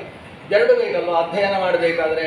ಮೊದಲು ವಿಷಯವನ್ನು ಫಾರ್ಮುಲಾ ಹೇಳಿಕೊಡ್ಬೇಕು, ಆಮೇಲೆ ಅದನ್ನು ಪ್ರಾಕ್ಟಿಕಲ್ ಆಗಿ ಪ್ರಯೋಗದ ಮೂಲಕವಾಗಿ ತಿಳ್ಕೊಳ್ಬೇಕು. ಹೀಗೆ ಒಂದು ಪ್ರಯೋಗಾತ್ಮಕವಾದದ್ದನ್ನು ಯೋಗ ಅಂತ ಹೇಳ್ತಾರೆ. ಆ ಪ್ರಯೋಗಕ್ಕೆ ಬೇಕಾದ ಮೂಲ ತತ್ವಜ್ಞಾನವನ್ನು ಶುದ್ಧಾತ್ಮ ತತ್ವವಿಜ್ಞಾನಂ ಸಾಂಖ್ಯಮಿತ್ಯಭಿಧೀಯತೆ. ಸಾಂಖ್ಯ ಅನ್ನುವ ಶಬ್ದಕ್ಕೆ ಅರ್ಥ ಸ್ವಲ್ಪ ವಿಚಿತ್ರವಾಗಿದೆ. ನಮಗೆ ಸಂಖ್ಯಾ ಅನ್ನೋದು ಗೊತ್ತಿದೆ. ಸಂಖ್ಯಾ ಅಂದರೆ ಒಂದರಿಂದ ಪರಾರ್ಧ ಪರ್ಯಂತ ದೊಡ್ಡ ಸಂಖ್ಯೆಯೇ ಇದೆ. 1 0 ಹಾಕಿದರೆ ದಶ ಆಗ್ತದೆ, 2 0 ಹಾಕಿದರೆ ಶತ ಆಗ್ತದೆ, 3 0 ಹಾಕಿದರೆ ಸಹಸ್ರ ಆಗ್ತದೆ. 4 0 ಹಾಕಿದ್ದು ಅಂತಾದರೆ ಆಯುತ ಆಗ್ತದೆ. 5 0 ಆದರೆ ಲಕ್ಷ ಆಗ್ತದೆ. 6 0 ಹಾಕಿದ್ದು ಅಂತಾದರೆ ನಿಯುತ ಆಗ್ತದೆ. 7 0 ಹಾಕಿದರೆ ಕೋಟಿ ಆಗ್ತದೆ. 8 0 ಹಾಕಿದರೆ ಅರ್ಬುದ ಆಗ್ತದೆ. 9 0 ಹಾಕಿದ್ದು ಅಂತಾದರೆ ಶಂಖ ಆಗ್ತದೆ. 10 0 ಹಾಕಿದರೆ ಪದ್ಮ ಆಗ್ತದೆ. ಮತ್ತು ಹೇಳ್ತಾ ಹೋಯಿತು ಅಂತಾದರೆ 23 0 ತನಕ ಶಬ್ದ ಉಂಟು ಸಂಸ್ಕೃತದಲ್ಲಿ. 23 0ಗೆ ಬಂದಾಗ ಅದಕ್ಕೆ ಪರಾರ್ಧ ಅಂತ ಹೆಸರಾಗ್ತದೆ. ಆಮೇಲೆ ಏನಿದ್ದು 24ನೇ 0 ಹಾಕಿದರೆ 10 ಪರಾರ್ಧ, 25ನೇ 0 ಹಾಕಿದರೆ 100 ಪರಾರ್ಧ ಅಂತ ಆಮೇಲೆ ಮತ್ತೆ ಪರಾರ್ಧದ ತನಕ ಲೆಕ್ಕ ಹಾಕ್ತಾ ಹೋಗಬೇಕು. ಏಕತ್ವಾದಿ ಪರಾರ್ಧ ಪರ್ಯಂತವಾದ ಸಂಖ್ಯಾಗಣನೆಯ ವ್ಯವಸ್ಥೆಯನ್ನು ಸಂಖ್ಯೆ ಹೇಳ್ತದೆ. ಇದು ಸಂಖ್ಯಾ ಅಂತ ಇದನ್ನು ಕರೀತಾರೆ. ದೇವರನ್ನು ತಿಳಿಸುವುದು ಹೇಗೆ ಅಂತ ದೊಡ್ಡ ಸಮಸ್ಯೆ ಬಂತು. ಯಾಕೆ ಸಮಸ್ಯೆ ಬಂತು? ಯಾಕಂದರೆ ಶಬ್ದದಿಂದ ತಿಳಿಸಬೇಕು. ಆದರೆ ಶಬ್ದ ಅವರವರು ಏನೇನು ತಿಳ್ಕೊಂಡಿದ್ದಾರೆ ಅದಕ್ಕೆ ಅನುಗುಣವಾಗಿ ಅರ್ಥ ಮಾಡಿಸ್ತದೆ ಹೊರತು ನಿಜವಾದ ಅರ್ಥ ಬದಿಯಲ್ಲಿ ಕುಳಿತುಕೊಂಡು ನಗ್ತಾ ಇರ್ತದೆ. ಶಬ್ದದಿಂದ ಪೂರ್ಣವಾಗಿ ಅರ್ಥ ಮಾಡಿಸುವುದು ಸಾಧ್ಯ ಇಲ್ಲ ಅನ್ನೋದು ಶಬ್ದದ ಸ್ಥಿತಿ. ಯಾಕಂದರೆ ಶಬ್ದದಿಂದ ಒಂದು ಹೇಳಿದರೆ ಒಬ್ಬೊಬ್ಬರಿಗೆ ಒಂದೊಂದು ಅರ್ಥ ಆಗುವುದು. ಅವರವರ ಮನಸ್ಸು ಎಷ್ಟು ಎತ್ತರದಲ್ಲಿದೆ ಅವರಿಗೆ ಅಷ್ಟು ಅರ್ಥ ಆಗ್ತದೆ. ಸೂರ್ಯಾಸ್ತ ಆಯಿತು ಅಂತ ಅಂದ್ಕೊಳ್ಳುವ, ಸಮುದ್ರ ತಟದಲ್ಲಿ ಸೂರ್ಯಾಸ್ತ ಮುಗೀತು. ನಾವು ಗತೋಸ್ತಂ ಅರ್ಕಃ ಅಂತ ಒಂದು ಮಾತು ಹೇಳಿದ್ವಿ. ಸೂರ್ಯ ಅಸ್ತಂಗತನಾದಪ್ಪ ಅಂತ ಹೇಳಿದ್ವಿ. ಅರ್ಕಃ ಅಸ್ತಂಗತಃ ಅಂತೇಳಿ ಹೇಳಿದಾಗ ಅಲ್ಲಿ ಹೆಂಗಸರಿದ್ರು ಅಂತಾದರೆ ನಾವು ದೇವರ ದೀಪ ಹಚ್ಚುವ ಸಮಯ ಆಯಿತು ಅಂತ ತಿಳ್ಕೊಂಡು ಓಡ್ತಾರೆ. ಅವರಿಗೆ ಅರ್ಥ ಆದದ್ದಷ್ಟೇ, ದೇವರ ದೀಪ ಹಚ್ಚಬೇಕು ಮನೆಗೆ ಹೋಗಿ. ಅದೇ ಅಲ್ಲಿ ವಟುಗಳಿದ್ರೆ ಸಂಧ್ಯಾವಂದನೆ ಮಾಡಬೇಕಲ್ಲ ಅಂತ ಅವರಿಗೆ ಅರ್ಥ ಆದದ್ದು. ಇನ್ನು ಕೆಲವು ಹೆಂಗಸರಿಗೆ ಸೀರಿಯಲ್ ಶುರು ಆಗುತ್ತಲ್ವ ಅಂತ ಅದು ನೆನಪ, ಅದಕ್ಕೂ ಹೋಗಬೇಕಲ್ಲ ಅಂತ. ಮತ್ತೆ ಕೆಲವರಿಗೆ ಭಜನೆ ಮಾಡುವುದಕ್ಕೆ ಹೊರಡಬೇಕು. ಚೋರರಿಗೆ ಕಳ್ಳತನಕ್ಕೆ ಈಗ ವ್ಯವಸ್ಥೆ ಶುರು ಮಾಡಬೇಕು, ಬೇಕಾದ ವ್ಯವಸ್ಥೆ. ಹಾಗೆಂದ್ರೆ ಸೂರ್ಯ ಅಸ್ತಂಗತನಾದ ಅನ್ನೋ ವಿಷಯ ಅದು ಪರದೆಯ ಬದಿಯಲ್ಲಿ ಕೂತು ನಗ್ತಾ ಇರ್ತದೆ, ಅದು ಅರ್ಥವೇ ಆಗುವುದಿಲ್ಲ. ಅವರವರಿಗೆ ಅರ್ಥ ಆಗುವುದು ಅವರವರ ಸಂಸ್ಕಾರಕ್ಕೆ ಅನುಗುಣವಾಗಿ. ಶಬ್ದದ ಮೂಲಕ ಅರ್ಥ ಮಾಡಿಸುವುದು ಅನ್ನುವುದು ಅತ್ಯಂತ ಕ್ಲಿಷ್ಟ. ಅದು ಸಿಹಿಯಾಗಿದೆ ಅಂತ ಒಬ್ಬನಿಗೆ ಹೇಳಿ, ಜಿಲೇಬಿ ಹೇಗಿತ್ತು? ಅದು ಸಿಹಿಯಾಗಿತ್ತು. ಜೀವನದಲ್ಲಿ ಜಿಲೇಬಿಯನ್ನು ತಿನ್ನದೇ ಇದ್ದ ವ್ಯಕ್ತಿ ಬಾಳೆಹಣ್ಣು ಮತ್ತೊಂದು ಮಾವಿನ ಹಣ್ಣು ಎಲ್ಲ ಗೊತ್ತಿದೆ, ಅವನು ಯೋಚನೆ ಮಾಡ್ತಾನೆ ಬಹುಶಃ ಬಾಳೆಹಣ್ಣಿನ ಹಾಗೇ ಇರಬೇಕು ಅದು ಅಂತ. ಅದು ಸಿಹಿ ಅಂದರೆ ಹಾಗೆ ಅಂತ ತಿಳ್ಕೊಂಡು. ದ್ರಾಕ್ಷಿಯನ್ನು ಚೆನ್ನಾಗಿ ಅನುಭವಿಸುವ ಬಹುಶಃ ದ್ರಾಕ್ಷಿಯ ಹಾಗೆ ಸಿಹಿ ಇರ್ಬೋದು ಅಂತ ಅವ ಅಂದ್ಕೊಳ್ತಾನೆ. ಜಿಲೇಬಿ ತಿನ್ನದೇ ಇದ್ದವನಿಗೆ ಜಿಲೇಬಿ ಸಿಹಿ ಅಂದರೆ ಹೇಗೆ ಅರ್ಥ ಆಗ್ತದೆ? ಕೊನೆಗೆ ಏನು ಮಾಡಬೇಕು? ನೋಡಪ್ಪ ಹಾಗಲ್ಲ ಇದು, ನೋಡು, ತಿಂದು ನೋಡು ಅಂತ ಹೇಳಬೇಕು. ಅನುಭವಿಸಿದಾಗಲೇ ಅವನಿಗೆ ಅರ್ಥ ಆಗೋದು. ಆದ್ದರಿಂದ ಶಬ್ದದ ಮೂಲಕ ಅರ್ಥವನ್ನು ತಿಳಿಸುವುದು ಅನ್ನುವಲ್ಲಿ ಒಂದು ಕಷ್ಟ ಇದೆ. ಇದನ್ನೆಲ್ಲ ಆಲೋಚನೆ ಮಾಡಿದ ಋಷಿಗಳು ಕೊನೆಗೆ ಕರಾರುವಾಕ್ಕಾಗಿ ಜನರಿಗೆ ಅರ್ಥ ಆಗಬೇಕು ಅಂತಾದರೆ ಏನು ಮಾಡುವುದು? ಸಂಖ್ಯೆಯ ಮೂಲಕ ತಿಳಿಸೋಣ ಅಂತ. ಸಂಖ್ಯೆಯ ಮೂಲಕ ತಿಳಿಸಿದಾಗ ಸಮಸ್ಯೆ ಇಲ್ಲ. ಯಾಕೆ? 4 × 4 ಅಂತ ಹೇಳಿದರೆ ಅದು ಈ ಪಕ್ಕದ ಪಾಕಿಸ್ತಾನದಲ್ಲೂ 16 ಅಂತಲೇ ಹೇಳುವುದು ಅವರು. ಆ ಕಡೆ ಶ್ರೀಲಂಕೆಗೆ ಹೋಗಿ ಕೇಳಿದ್ರು 16. 4 × 4 ಅಂದರೆ ಅದು ವ್ಯತ್ಯಾಸ ಇಲ್ಲ, ಎಲ್ರಿಗೂ ಒಂದೇ ಅರ್ಥ ಅಲ್ವಾ? ಆದ್ದರಿಂದ ಸಂಖ್ಯಾ ಅನ್ನುವ ಒಂದು ವಿಜ್ಞಾನದ ಮೂಲಕ ತಿಳಿಸಿದರೆ ಕರಾರುವಾಕ್ಕಾದ ವಿಚಾರ ನಿರೂಪಣೆ ಶಕ್ಯವಾಗ್ತದೆ ಅನ್ನುವ ದೃಷ್ಟಿಯಿಂದ ಋಷಿಗಳು ದೇವರನ್ನು ತಿಳಿಸುವುದಕ್ಕೆ ಸಂಖ್ಯೆಯನ್ನು ಬಳಸಿದ್ರು. ಅದಕ್ಕೆ ಸಾಂಖ್ಯಶಾಸ್ತ್ರ ಅಂತ ಹೆಸರಾಯಿತಂತೆ. ಅಂದರೆ ಸಂಖ್ಯೆಯ ಮೂಲಕ ದೇವರನ್ನು ತಿಳಿಸುವ ಒಂದು ಪ್ರಯತ್ನ. ಪಂಚಭಿರ್ ಬ್ರಹ್ಮ ಚತುರ್ಭಿರ್ದಶಭಿಸ್ತತ ಏತಚ್ಚತುರ್ವಿಂಶತಿಕಂ ಗಣಂ ಪ್ರಾಧಾನಿಕಂ ವಿದುಃ. 5, 5, 10, 4 ಇದಕ್ಕೆ 24 ಆಯ್ತು. ಅಲ್ಲಿಗೆ ಇದು ಪಂಚಭಿರ್ ಬ್ರಹ್ಮ ಚತುರ್ಭಿ ದಶಭಿಸ್ತತ ಅಂತ 24 ಆಯ್ತಾ. ಆಮೇಲೆ 25 ಒಂದಿದೆ, ಯಕ್ಕಾಲ ಪಂಚವಿಂಶಕಃ. ಆಮೇಲೆ 25ನೇದು ಮತ್ತೊಂದಿದೆ ಅಂತ. ಈ 25 ಸಂಖ್ಯೆಯಲ್ಲಿ ಗುಣಿಸಿ ಕಳೆದು ಭಾಗಿಸಿ ಮತ್ತೊಂದು ಮಾಡಿ ಇದರ ಮೂಲಕ ಒಂದು ಅರ್ಥ ಮಾಡಿಸುವ ಪ್ರಯತ್ನ. ಇದಕ್ಕೆ ಸಾಂಖ್ಯಶಾಸ್ತ್ರ ಅಂತ ಹೆಸರು. ಅದು 24 ತತ್ವಗಳ ಬಗ್ಗೆ ಬಹಳ ಮುಖ್ಯವಾಗಿ ನಿರೂಪಣೆ ಮಾಡ್ತದೆ. ತತ್ವದ ಬಗ್ಗೆ ಮನುಷ್ಯನಿಗೆ ಜ್ಞಾನ ಇಲ್ಲದೆ ಹೋದರೆ ತತ್ವೋತ್ತಮನಾದ ಪರತತ್ವವನ್ನು ತಿಳಿಯುವುದಕ್ಕೆ ಸಾಧ್ಯವಾಗುವುದಿಲ್ಲ. ಸ್ವತಂತ್ರಂ ಅಸ್ವತಂತ್ರಂಚ ದ್ವಿವಿಧಂ ತತ್ವಮಿಷ್ಯತೆ. ಅಸ್ವತಂತ್ರ ತತ್ವ 24 ಬಗೆಯಾಗಿದೆ. ಸ್ವತಂತ್ರ ತತ್ವ ಅನ್ನೋದು 25ನೇದ್ದಾಗಿದೆ. ಆ 25ನೇದ್ದಾದ ಅಜ ಅನಿಸಿದಂತಹ ಭಗವತ್ ತತ್ವವನ್ನು ಅರ್ಥ ಮಾಡಿಕೊಳ್ಳಬೇಕಾದರೆ 24 ಸ್ವರೂಪದಲ್ಲಿರ್ತಕ್ಕಂಥ ಅಜಾ ಅನಿಸಿದ ತತ್ವವನ್ನು ಅರ್ಥ ಮಾಡಿಕೊಳ್ಳಬೇಕು. ಇದಕ್ಕೆ ಪ್ರಕೃತಿ ಪುರುಷ ಅಂತ ಹೆಸರು. ಪ್ರಕೃತಿಯಲ್ಲಿ 24 ಬಗೆ, ಪುರುಷನಲ್ಲಿ ಒಂದೇ ಬಗೆ, ಅಲ್ಲಿ ಬಗೆ ಇಲ್ಲ, ಅದು ಒಂದೇ, ಪುರುಷ ಒಂದೇ. ಆದರೆ ಪ್ರಕೃತಿ ಅದು 24, ಒಟ್ಟು ಸೇರಿದರೆ 25 ಆಗ್ತದೆ. ಈ 24 ಪ್ರಕೃತಿ ಮತ್ತು 25ನೆಯದ್ದಾದ ಪುರುಷ. ಪ್ರಕೃತಿ ಪುರುಷ ವಿವೇಕವನ್ನು ಸಾಂಖ್ಯಜ್ಞಾನ ಅಂತ ಕರೀತಾರೆ. ಸಾಂಖ್ಯ ತತ್ವಜ್ಞಾನ ಅಂದರೆ ಪ್ರಕೃತಿ ಬೇರೆ, ಪುರುಷ ಬೇರೆ. ಪುರುಷನ ಸನ್ನಿಧಾನದಿಂದ ಪ್ರಕೃತಿಗೆ ಶಕ್ತಿ. ಪ್ರಕೃತಿ ಅನ್ನುವುದು ಪ್ರಸೂತಿ ಧರ್ಮವುಳ್ಳದ್ದು. ಅದು ಸೃಷ್ಟಿ ಪ್ರಕ್ರಿಯೆಯಲ್ಲಿ ತೊಡಗಿರ್ತದೆ. ಅಂದರೆ ಇವತ್ತು ಇದ್ದದ್ದು ನಾಳೆಗೆ ಬೇರೆ ಆಗ್ತದೆ.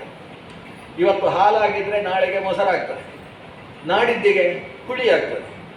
ಅದರ ಮರು ದಿವಸಕ್ಕೆ ಅದನ್ನು ಕುಡಿದವನಿಗೆ ಸ್ವಲ್ಪ ತಲೆ ತಿರುಗಿ ರಸ್ತೆಯಲ್ಲಿ ಆ ಕಡೆ ಈ ಕಡೆ ಹೋಗ್ತಾನೆ. ಅದಕ್ಕೆ ಮದ್ಯ ಅಂತ ಹೆಸರಾಗ್ತದೆ, ಹುಳಿ ಮಜ್ಜಿಗೆ ಅಂತ. ಹೀಗೆ ಇದು ಇವತ್ತಿದ್ದ ಹಾಗೆ ನಾಳೆ ಇರುವುದಿಲ್ಲ ಅನ್ನೋದು ಪ್ರಕೃತಿ ಧರ್ಮ. ಪ್ರಕೃತಿ ಅನ್ನೋದು ಬದಲಾಗ್ತಾ ಇರ್ತದೆ. ಬದಲಾಗುವಿಕೆ ಅನ್ನೋದು ಮೂಲ ಸ್ವರೂಪದ ಸಂಪೂರ್ಣ ಧರ್ಮವನ್ನು ಕಳೆದುಕೊಂಡು ಹೊಸ ಧರ್ಮವನ್ನು ಪಡೆದಾಗ ಅದು ಸೃಷ್ಟಿ ಅಂತ ಕರೆಸಿಕೊಳ್ತದೆ. ಈ ರೀತಿಯ ಪ್ರಾಕೃತ ಸೃಷ್ಟಿ ಅನ್ನೋದು ನಡೆಯುತ್ತೆ. ಆದರೆ ಆ ಸೃಷ್ಟಿ ನಡೆಯುವುದಕ್ಕೆ ಈ ಕಡೆಯಿಂದ ಪುರುಷನ ಒಂದು ಅನುಗ್ರಹ ಅನ್ನೋದು ಕಾರಣವಾಗ್ತದೆ. ಪ್ರಕೃತಿಯಲ್ಲಿ ಪುರುಷಾನುಗ್ರಹದಿಂದ ಸೃಷ್ಟಿ ಉಂಟಾಗ್ತದೆ. ಈ ಪ್ರಕೃತಿ ಪುರುಷ ವಿವೇಕವನ್ನು, ತತ್ವ ವಿವೇಚನೆಯನ್ನು ನಡೆಸತಕ್ಕಂತಹ ಸೈದ್ಧಾಂತಿಕ ವಿಷಯಗಳ ನಿರೂಪಣೆಗೆ ಸಾಂಖ್ಯಶಾಸ್ತ್ರ ಅಂತ ಹೆಸರು. ಇದನ್ನೆಲ್ಲ ಮೇಲೆ ನಾವು ಅನುಸಂಧಾನ ಮಾಡಬೇಕಲ್ವಾ, ಅನುಷ್ಠಾನ ಮಾಡಬೇಕು. 3 ಬಾರಿ ನೀರು ಕುಡಿದುಕೊಂಡು ಆಚಮನ ಮಾಡಬೇಕು. ಆಚಮನ ಮಾಡುವಾಗ ಹೇಗೆ ಮಾಡಬೇಕು ಅದನ್ನು ಹೇಳುವಂಥದ್ದು ಯೋಗಶಾಸ್ತ್ರ. ಯೋಗ ಅಂದರೆ ನಡೆಯುವ ಬಗೆ. ಪ್ರಾಕ್ಟಿಕಲ್ ಆಗಿ ಅದನ್ನು ಅನುಸಂಧಾನ ಮಾಡುವುದು. ಕೈಯಲ್ಲಿ ನೀರು ಹಿಡ್ಕೊಳ್ಬೇಕು, ಉದ್ದು ಮುಳುಗು ಅಷ್ಟೇ ನೀರಿಡಬೇಕು, 1 ಬೆರಳು ದೂರ ಇರಬೇಕು, 3 ಬೆರಳು ಒಟ್ಟಿಗಿರಬೇಕು, 3 ಬೆರಳಿನ ಮಧ್ಯದ ಬೆರಳಿಗೆ ಅಂಗುಷ್ಟ ತಾಗಬೇಕು. ಅಂಗುಷ್ಟ ತಾಗಿ ಹಾಕಿದ ನೀರು ದಶಮಿಯ ದಿವಸ ಕಡಿದ ನೀರು, ಏಕಾದಶಿಯ ದಿವಸ ಜಾಸ್ತಿ ನೀರು ಹಾಕ್ಕೊಳ್ಬಾರ್ದು. ಅದು ನೀರು ಉದ್ದು ಮುಳುಗು ಅಷ್ಟೇ ಇರಬೇಕು. ಅದು ಯೋಗ ವ್ಯವಸ್ಥೆ ಇಷ್ಟೇ ಇರಬೇಕು. ಕುಡಿಯುವಾಗ ಬುಸ್ಸು ಅಂತ ಎತ್ತುಗಳು ಕುಡಿದ ಹಾಗೆ ಕುಡಿಬಾರ್ದು. ಅದನ್ನು ಪ್ರಜಾಪತಿ ತೀರ್ಥದಿಂದ ಸಾವಕಾಶವಾಗಿ ಒಳಗೆ ಎಳ್ಕೊಳ್ಬೇಕು. ಎಳ್ಕೊಳ್ಬೇಕಾದರೆ ಋಗ್ವೇದಾದಿಗಳಿಂದ ಪ್ರತಿಪಾದ್ಯನಾದ ಭಗವಂತನನ್ನು ಚಿಂತಿಸಬೇಕು.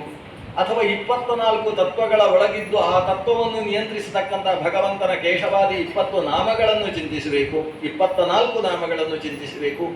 ಈ ರೀತಿ ನಮ್ಮ ಶರೀರದ ತತ್ವಗಳನ್ನು ಚಿಂತನೆ ಮಾಡುವುದೇ ಒಂದು ಆಚಮನ ಅಂತ. ಹಿಂದೆ ಏನು ತತ್ವಗಳನ್ನು ಹೇಳಿದ್ದಾರೆ, ಆ ತತ್ವಗಳನ್ನು ನಾವು ಯೋಗ ಅಂದರೆ ನಮ್ಮ ನಡೆಯಲ್ಲಿ ತಂದುಕೊಳ್ಳುವುದು. ಶರೀರದ ಯಾವ ಭಾಗವನ್ನು ಮುಟ್ತಾ ಇದ್ದೇವೆ ಅಲ್ಲಿರುವ ತತ್ವ ದೇವತೆಗಳಿಗೆ ನಿಯಾಮಕನಾಗಿ ಭಗವಂತನ ರೂಪವನ್ನು ಚಿಂತಿಸುವುದು. ಅಷ್ಟಾದಾಗ ಶರೀರವೊಮ್ಮೆ ಶುದ್ಧವಾಗ್ತದೆ. ಯಾಕಂದರೆ ಶರೀರದಲ್ಲಿರುವ ಚೈತನ್ಯಗಳ ಚಿಂತನೆ ನಡೆಸುವುದೇ ಶುದ್ಧಿ. ಹಾಗಾಗಿ ಆಚಮನ ಅನ್ನುವುದು ಹೇಗೆ ಅನ್ನುವುದನ್ನು ತಿಳಿಸುವ ಶಾಸ್ತ್ರ ಅದು ಯೋಗಶಾಸ್ತ್ರ. ಆಚಮನದ ಒಳಗೆ ಏನು ಅನುಸಂಧಾನ ಬೇಕು ಅದಕ್ಕೆ ಬೇಕಾದ ಜ್ಞಾನವನ್ನು ನಿರೂಪಿಸುವ ಶಾಸ್ತ್ರ ಸಾಂಖ್ಯಶಾಸ್ತ್ರ. ಒಟ್ಟು ಸಾಂಖ್ಯ ಮತ್ತು ಯೋಗ ಎರಡು ಇಲ್ಲದೇ ಇದ್ದರೆ ಮನುಷ್ಯನ ಜ್ಞಾನ ಯಾವತ್ತೂ ತುಂಬುವುದಿಲ್ಲ. ಜ್ಞಾನ ತುಂಬುವುದಕ್ಕೆ ಬೇಕಾದದ್ದು ಏಕಂ ಸಾಂಖ್ಯಂಚ ಯೋಗಂಚ ಯಪ್ಪಶ್ಯತಿ ಸಪಶ್ಯತಿ. ಆ ಸಾಂಖ್ಯ ಯೋಗಗಳೆರಡನ್ನೂ ಅರ್ಥ ಮಾಡಿಕೊಳ್ಳಬೇಕು. 3ನೇ ಸ್ಕಂದದಲ್ಲಿ ಭಾರೀ ಸುಂದರವಾಗಿ ಸಾಂಖ್ಯ ಯೋಗಗಳನ್ನು ನಿರೂಪಣೆ ಮಾಡಿದ್ದಾರೆ. ದೇವಹೂತಿಯಲ್ಲಿ ಕಪಿಲನಾಗಿ ದೇವರು ಅವತರಿಸಿದ. ಕಪಿಲ ಅನ್ನುವ ಶಬ್ದವೇ ಸುಂದರವಾದ ಶಬ್ದ. ವಿಷ್ಣು ಸಹಸ್ರನಾಮದಲ್ಲಿ ಮಹರ್ಷಿ ಕಪಿಲಾಚಾರ್ಯ ಅಂತ ಕರೀತಾರೆ ಆ ಸ್ವರೂಪವನ್ನು. ಕಪಿಲ ಅಂದರೆ ಸೃಷ್ಟಿಸಿ ರಕ್ಷಣೆ ಮಾಡಿ ಸಂಹರಿಸುವವ ಅನ್ನುವ ಅರ್ಥದ ಶಬ್ದ. ಕ ಪಿ ಲ. ಅದು ಬಿಟ್ಟು ಕಪಿ ಅಂದರೆ ಮಂಗ, ಲ ಅಂತ ಹೇಳಿದರೆ ಅದನ್ನು ಹೊಡೆಯುವ ಅಂತ ಆ ಅರ್ಥ ಅಲ್ಲ. ಕಪಿಲ ಅಂದರೆ ಹಾಗರ್ಥ ಅಲ್ಲ. ಕ ಅಂದರೆ ಕರೋತಿ ಇತಿ ಕಹ. ಪಿಹಿ ಅಂದರೆ ಪಾಲಯತಿ ಅತಿಶಯೇನ ಪಾತೀತಿ ಪಿಹಿ. ಲ ಅಂದರೆ ಲುನಾತೀತಿ ಲಹ. ಅಂದರೆ ಸೃಷ್ಟಿಸುವವನು ಕರೋತಿ, ಆದ್ದರಿಂದ ಕ ಅಂತ ಅವನಿಗೆ ಹೆಸರು. ಪಾಲಿಸ್ತಾನೆ, ಪಾಲನೆ ಮಾಡುವಂತಹ ದೇವತೆಗಳನ್ನೂ ಪಾಲಿಸ್ತಾನೆ. ಅದರಿಂದ ಅತಿಶಯಾರ್ಥದಲ್ಲಿ ಇಕಾರ ಬರ್ತದೆ ಅಲ್ಲಿ ತೃತೀಯೋತಿಶಯ ಅನ್ನುವ ಸೂತ್ರದಿಂದ. ಪಿಹಿ ಅಂದರೆ ಸಂರಕ್ಷಣೆ ಮಾಡುವವ ಅಂತ ಅರ್ಥ.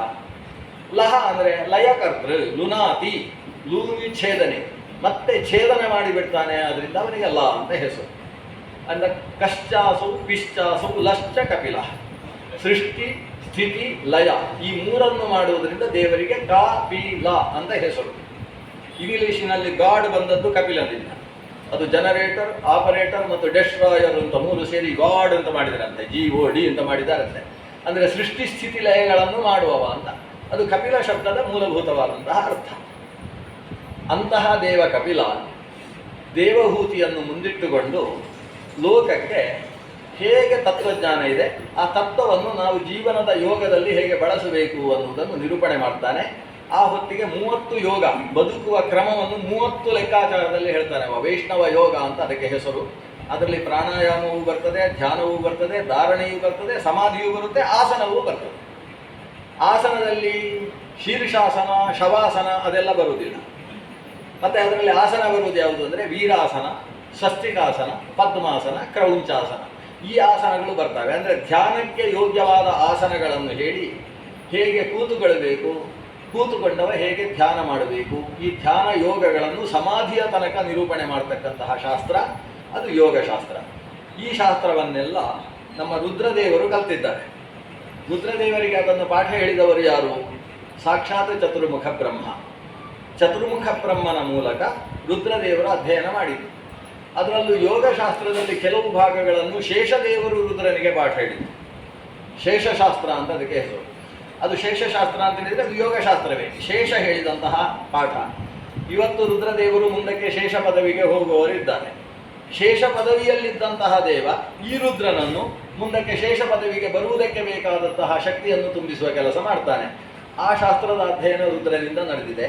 ಅದನ್ನು ಮನಸ್ಸಲ್ಲಿಟ್ಟುಕೊಂಡು ರುದ್ರದೇವರು ಹೇಳ್ತಾರೆ, ಸಾಂಖ್ಯ ಯೋಗೇಶ್ವರ ಯಚ. ಸಾಂಖ್ಯೇಶ್ವರ ಮತ್ತು ಯೋಗೇಶ್ವರ, ಸಾಂಖ್ಯಶಾಸ್ತ್ರಗಳ ಮತ್ತು ಯೋಗಶಾಸ್ತ್ರದ ಈಶ್ವರ, ನಿಯಾಮಕ. ಅಂದರೆ ಏನು? ಸಾಂಖ್ಯಶಾಸ್ತ್ರ ಮತ್ತು ಯೋಗಶಾಸ್ತ್ರವನ್ನು ಲೋಕಕ್ಕೆ ಕೊಟ್ಟವ, ಅಷ್ಟೇ ಅಲ್ಲದೆ ಆ ಶಾಸ್ತ್ರದ ಮೂಲಕ ಸಂಪೂರ್ಣವಾಗಿ ಪ್ರತಿಪಾದ್ಯನಾದವ, ಅವರಿಗೆ ಸಾಂಖ್ಯ ಯೋಗೇಶ್ವರ ಅಂತ ಹೆಸರು. ಶಕ್ತಿತ್ರಯ ಸಮೇತಾಯ ಮೀಢುಷೇ ಅಹಂಕೃತಾತ್ಮನೇ. ಭಗವಂತ ಶಕ್ತಿತ್ರಯ ಸಮೇತ. ಸಾಮಾನ್ಯ ಪ್ರತಿಯೊಬ್ಬ ದೇವತೆಗಳಿಗೂ ಕೂಡ 3 ಶಕ್ತಿ ಇರ್ತದೆ, ಇಲ್ಲ ನವಶಕ್ತಿ ಅಂತ ಇರ್ತದೆ. ನವಶಕ್ತಿ ಅಂದರೆ ಏನಿರ್ತದೆ? ಗಣಪತಿಯ ಪೂಜೆ ಮಾಡುವಾಗ ನವಶಕ್ತಿ ಪೂಜೆ ಮಾಡಿ ಗಣಪತಿಯನ್ನು ಆವಾಹನೆ ಮಾಡ್ತೇವೆ. ದುರ್ಗಾ ಪೂಜೆ ಮಾಡಬೇಕಾದರೆ ದುರ್ಗೆಯ ನವಶಕ್ತಿಯನ್ನು ಆರಾಧನೆ ಮಾಡ್ತೇವೆ. ರುದ್ರನ ಪೂಜೆ ಮಾಡುವಾಗ ರುದ್ರನಿಗೆ ಸಂಬಂಧಪಟ್ಟ ನವಶಕ್ತಿಯನ್ನು ಪೂಜಿಸ್ತೇವೆ. ಆ ನವಶಕ್ತಿ ಏನಾಗಿರ್ತದೆ ಅಂದರೆ ಸಾಮಾನ್ಯವಾಗಿ ಆಯಾ ದೇವತೆಯ ಪಾರ್ಷದ ದೇವತೆಗಳಾಗ್ತಾರೆ. ಪಾರ್ಷದ ಅಂದರೆ ಸೇವಕ, ಅವರನ್ನು ಸೇವೆ ಮಾಡತಕ್ಕಂತಹ ದೇವತೆ. ಉದಾಹರಣೆಗೆ ರುದ್ರನ ಶಕ್ತಿಯಲ್ಲಿ ನಂದೀಶ್ವರನು ಕೂಡ ಬರ್ತಾನೆ. ಆದರೆ ಭಗವಂತನ ನವಶಕ್ತಿ ಏನಿದೆ ಅದು ಸ್ವಲ್ಪ ವಿಶೇಷ ಇದೆ. ಅದರಲ್ಲಿ ಬೇರೆ ಯಾರೂ ಇಲ್ಲ, ಹೆಂಗಸರೇ ಇರು. ಭಗವಂತನ ನವಶಕ್ತಿ ಅಂದರೆ ಹೆಂಗಸರು. ಎಷ್ಟು ಜನ? 9 ಹೆಂಗಸರು. ಆ 9 ಹೆಂಗಸರು ಯಾರು? ಭಗವಂತನೇ. ಭಗವಂತನೇ ಸೀರೆ ಉಟ್ಟುಕೊಂಡು ಬಂದದ್ದಷ್ಟೇ, ಬೇರೆ ವಿಶೇಷ ಏನಿಲ್ಲ. ಭಗವಂತನದ್ದೇ ಆದ ಸ್ತ್ರೀ ಸ್ವರೂಪವನ್ನು ಭಗವಂತನ ಶಕ್ತಿ ಅಂತ ಕರೀತಾರೆ. ವಿಮಲಾ ಉತ್ಕರ್ಷಿಣಿ, ವಿಮಲಾಯಿ ನಮಃ, ಉತ್ಕರ್ಷಿಣ್ಯೈ ನಮಃ, ಜ್ಞಾನಾಯಿ ನಮಃ, ಪ್ರಿಯಾಯಿ ನಮಃ, ಯೋಗಾಯಿ ನಮಃ, ಪ್ರಕ್ರಿಯೈ ನಮಃ, ಸತ್ಯಾಯಿ ನಮಃ, ಈಶಾನಾಯಿ ನಮಃ, ಅನುಗ್ರಹಾಯಿ ನಮಃ ಅಂತ ಆಚಾರ್ಯರು ತಂತ್ರಸಾರ ಸಂಗ್ರಹದಲ್ಲಿ ಈ 9 ಶಕ್ತಿಗಳನ್ನು ಉಲ್ಲೇಖ ಮಾಡಿ, ಈ 9 ಶಕ್ತಿಗಳು ಸಾಕ್ಷಾತ್ ಭಗವಂತನ ಮೋಹಿನಿ ಸ್ವರೂಪದ ಹಾಗೆ ಭಗವಂತನದ್ದೇ ಆದಂತಹ ಸ್ತ್ರೀ ರೂಪ. ಅವುಗಳು ಮಾಡುವುದೇನು? ಭಗವಂತನ ಸೇವೆ ಮಾಡುವುದು. ಏನು ಭಗವಂತನ ಸೇವೆ? ಒಬ್ಬರು ಚಾಮರ ಬೀಸುವುದು, ಇನ್ನೊಬ್ಬರು ದರ್ಪಣ ಹಿಡ್ಕೊಳ್ಳುವುದು ದೇವರಿಗೆ, ಇನ್ನೊಬ್ಬರು ನಾಮ ಹಾಕೋದು. ನೋಡಿ, ನಾಮ ಹಾಕುವಾಗ ಇನ್ನೊಬ್ಬರು ಕನ್ನಡಿ ಹಿಡ್ಕೊಂಡು ನಾಮ ಹಾಕಬೇಕು, ಇಲ್ಲೋದ್ರೆ ಹೀಗೆಲ್ಲ ನಾಮ ಹಾಕಬೇಕು. ಇವ್ರು ನೋಡಬೇಕು, ನೋಡ್ತಾ ಇದ್ದ ಹಾಗೆ ಅವರು ನಾಮ ಹಾಕಬೇಕು. ಈಗ ನಾಮ ಹಾಕುವಾಗಲೂ ಕನ್ನಡಿ, ದರ್ಪಣ ಸೇವೆ, ವಾದ್ಯ, ವಾದಿತ್ರ, ದರ್ಪಣ, ನೃತ್ಯ, ಗೀತ, ಈ ಸೇವೆಯನ್ನು ಮಾಡುವುದಕ್ಕೋಸ್ಕರ ಭಗವಂತನೇ 9 ರೂಪದಿಂದ ಸೇವೆ ಮಾಡ್ತಾನಂತೆ. ಅದರಲ್ಲಿ 8ರಿಂದ ಅಷ್ಟೋಪಚಾರ ಸೇವೆ ನಡೆಯುತ್ತೆ, ರಾಜೋಪಚಾರ ಅಂತ ಕರೀತಾರೆ. ಈ ಅಷ್ಟೋಪಚಾರ ಅದನ್ನು ದೇವರಿಗೆ ಸಮರ್ಪಣೆ ಮಾಡುವುದು 9ನೇದ್ದಾದ ಅನುಗ್ರಹ ಅಂತ ಹೇಳುವ ಮತ್ತೊಂದು ಭಗವಂತನ ರೂಪ. ಅದರಿಂದ ದೇವರನ್ನು ಸೇವೆ ಮಾಡುವುದಕ್ಕೆ ಬೇರೆ ಯಾರೂ ಬೇಕಾಗಿಲ್ಲ, ಅಥವಾ ದೇವರನ್ನು ಸೇವ್ ಮಾಡುವುದಕ್ಕೂ ಯಾರೂ ಬೇಕಾಗಿಲ್ಲ. ದೇವರು ಸ್ವತಃ ತಾನು ತನ್ನನ್ನು ಸಂರಕ್ಷಣೆ ಮಾಡುವ ಸ್ವರಾಟ್ ಅಂತ ಕರೆಸಿಕೊಂಡಿದ್ದಾನೆ. ಅವನಿಗೆ ಬೇಕಾದ್ದೆಲ್ಲ ಅವನೇ, ಸ್ವರಮಣ ಅಂತ ಅವನನ್ನು ಕರೆಯುವುದು. ಅವನಿಗೆ ರಮಣ ಅವನಿಂದಲೇ ಪ್ರಾಪ್ತಿ. ಲಕ್ಷ್ಮಿಯೂ ಭಗವಂತನಿಗೆ ಬೇಕಿಲ್ಲ. ಭಗವಂತನನ್ನು ಲಕ್ಷ್ಮೀ ರಮಣ ಅಂತ ಕರೆಯುವುದು ಯಾಕಂದರೆ ಲಕ್ಷ್ಮೀಂ ರಮಯತಿ ತಸ್ಯಾಹ ಯೋಗ್ಯತಾ ವಿಶೇಷಾತ್ ಇತಿ ಲಕ್ಷ್ಮೀ ರಮಣ. ಲಕ್ಷ್ಮೀದೇವಿಗೆ ಸುಖ ಕೊಡುವವ ಅಂತ ಅರ್ಥವೇ ಹೊರತು ಲಕ್ಷ್ಮಿಯಿಂದ ಪಡೆಯುವವ ಅನ್ನುವ ಅರ್ಥದಲ್ಲಿ ಲಕ್ಷ್ಮೀ ರಮಣ ಅನ್ನುವ ಶಬ್ದವೂ ಕೂಡ ಭಗವಂತನಲ್ಲಿಲ್ಲ. ಆದ್ದರಿಂದ ಸ್ವರಮಣನಾದಂತಹ ಭಗವಂತನನ್ನು ಇಲ್ಲಿ ಉಲ್ಲೇಖ ಮಾಡ್ತಾ ಇದ್ದಾರೆ. ಆ ಭಗವಂತ ಸಾಂಖ್ಯ ಯೋಗೇಶ್ವರ ಮಾತ್ರ ಅಲ್ಲ, ಶಕ್ತಿತ್ರಯ ಸಮೇತಾಯ. ಈ 9 ಶಕ್ತಿಗಳು ಮಾತ್ರ ಅಲ್ಲ, ಶಕ್ತಿತ್ರಯ ಅದರಲ್ಲಿ ವಿಶೇಷವಾದ ಶಕ್ತಿ. 3 ಶಕ್ತಿಗಳು ಯಾವುದು? ಇಚ್ಛಾಶಕ್ತಿ, ಕ್ರಿಯಾಶಕ್ತಿ, ಜ್ಞಾನಶಕ್ತಿ ಅಂತ 3 ಶಕ್ತಿ. ಇದು ಎಲ್ಲರಲ್ಲೂ ಇರ್ತದೆ, ಏನು ದೇವರನ್ನು ಮಾತ್ರ ಹೇಳಬೇಕು ಅಂತಿಲ್ಲ, ನಮ್ಮಲ್ಲೂ ಆ 3 ಶಕ್ತಿ ಇರ್ತದೆ.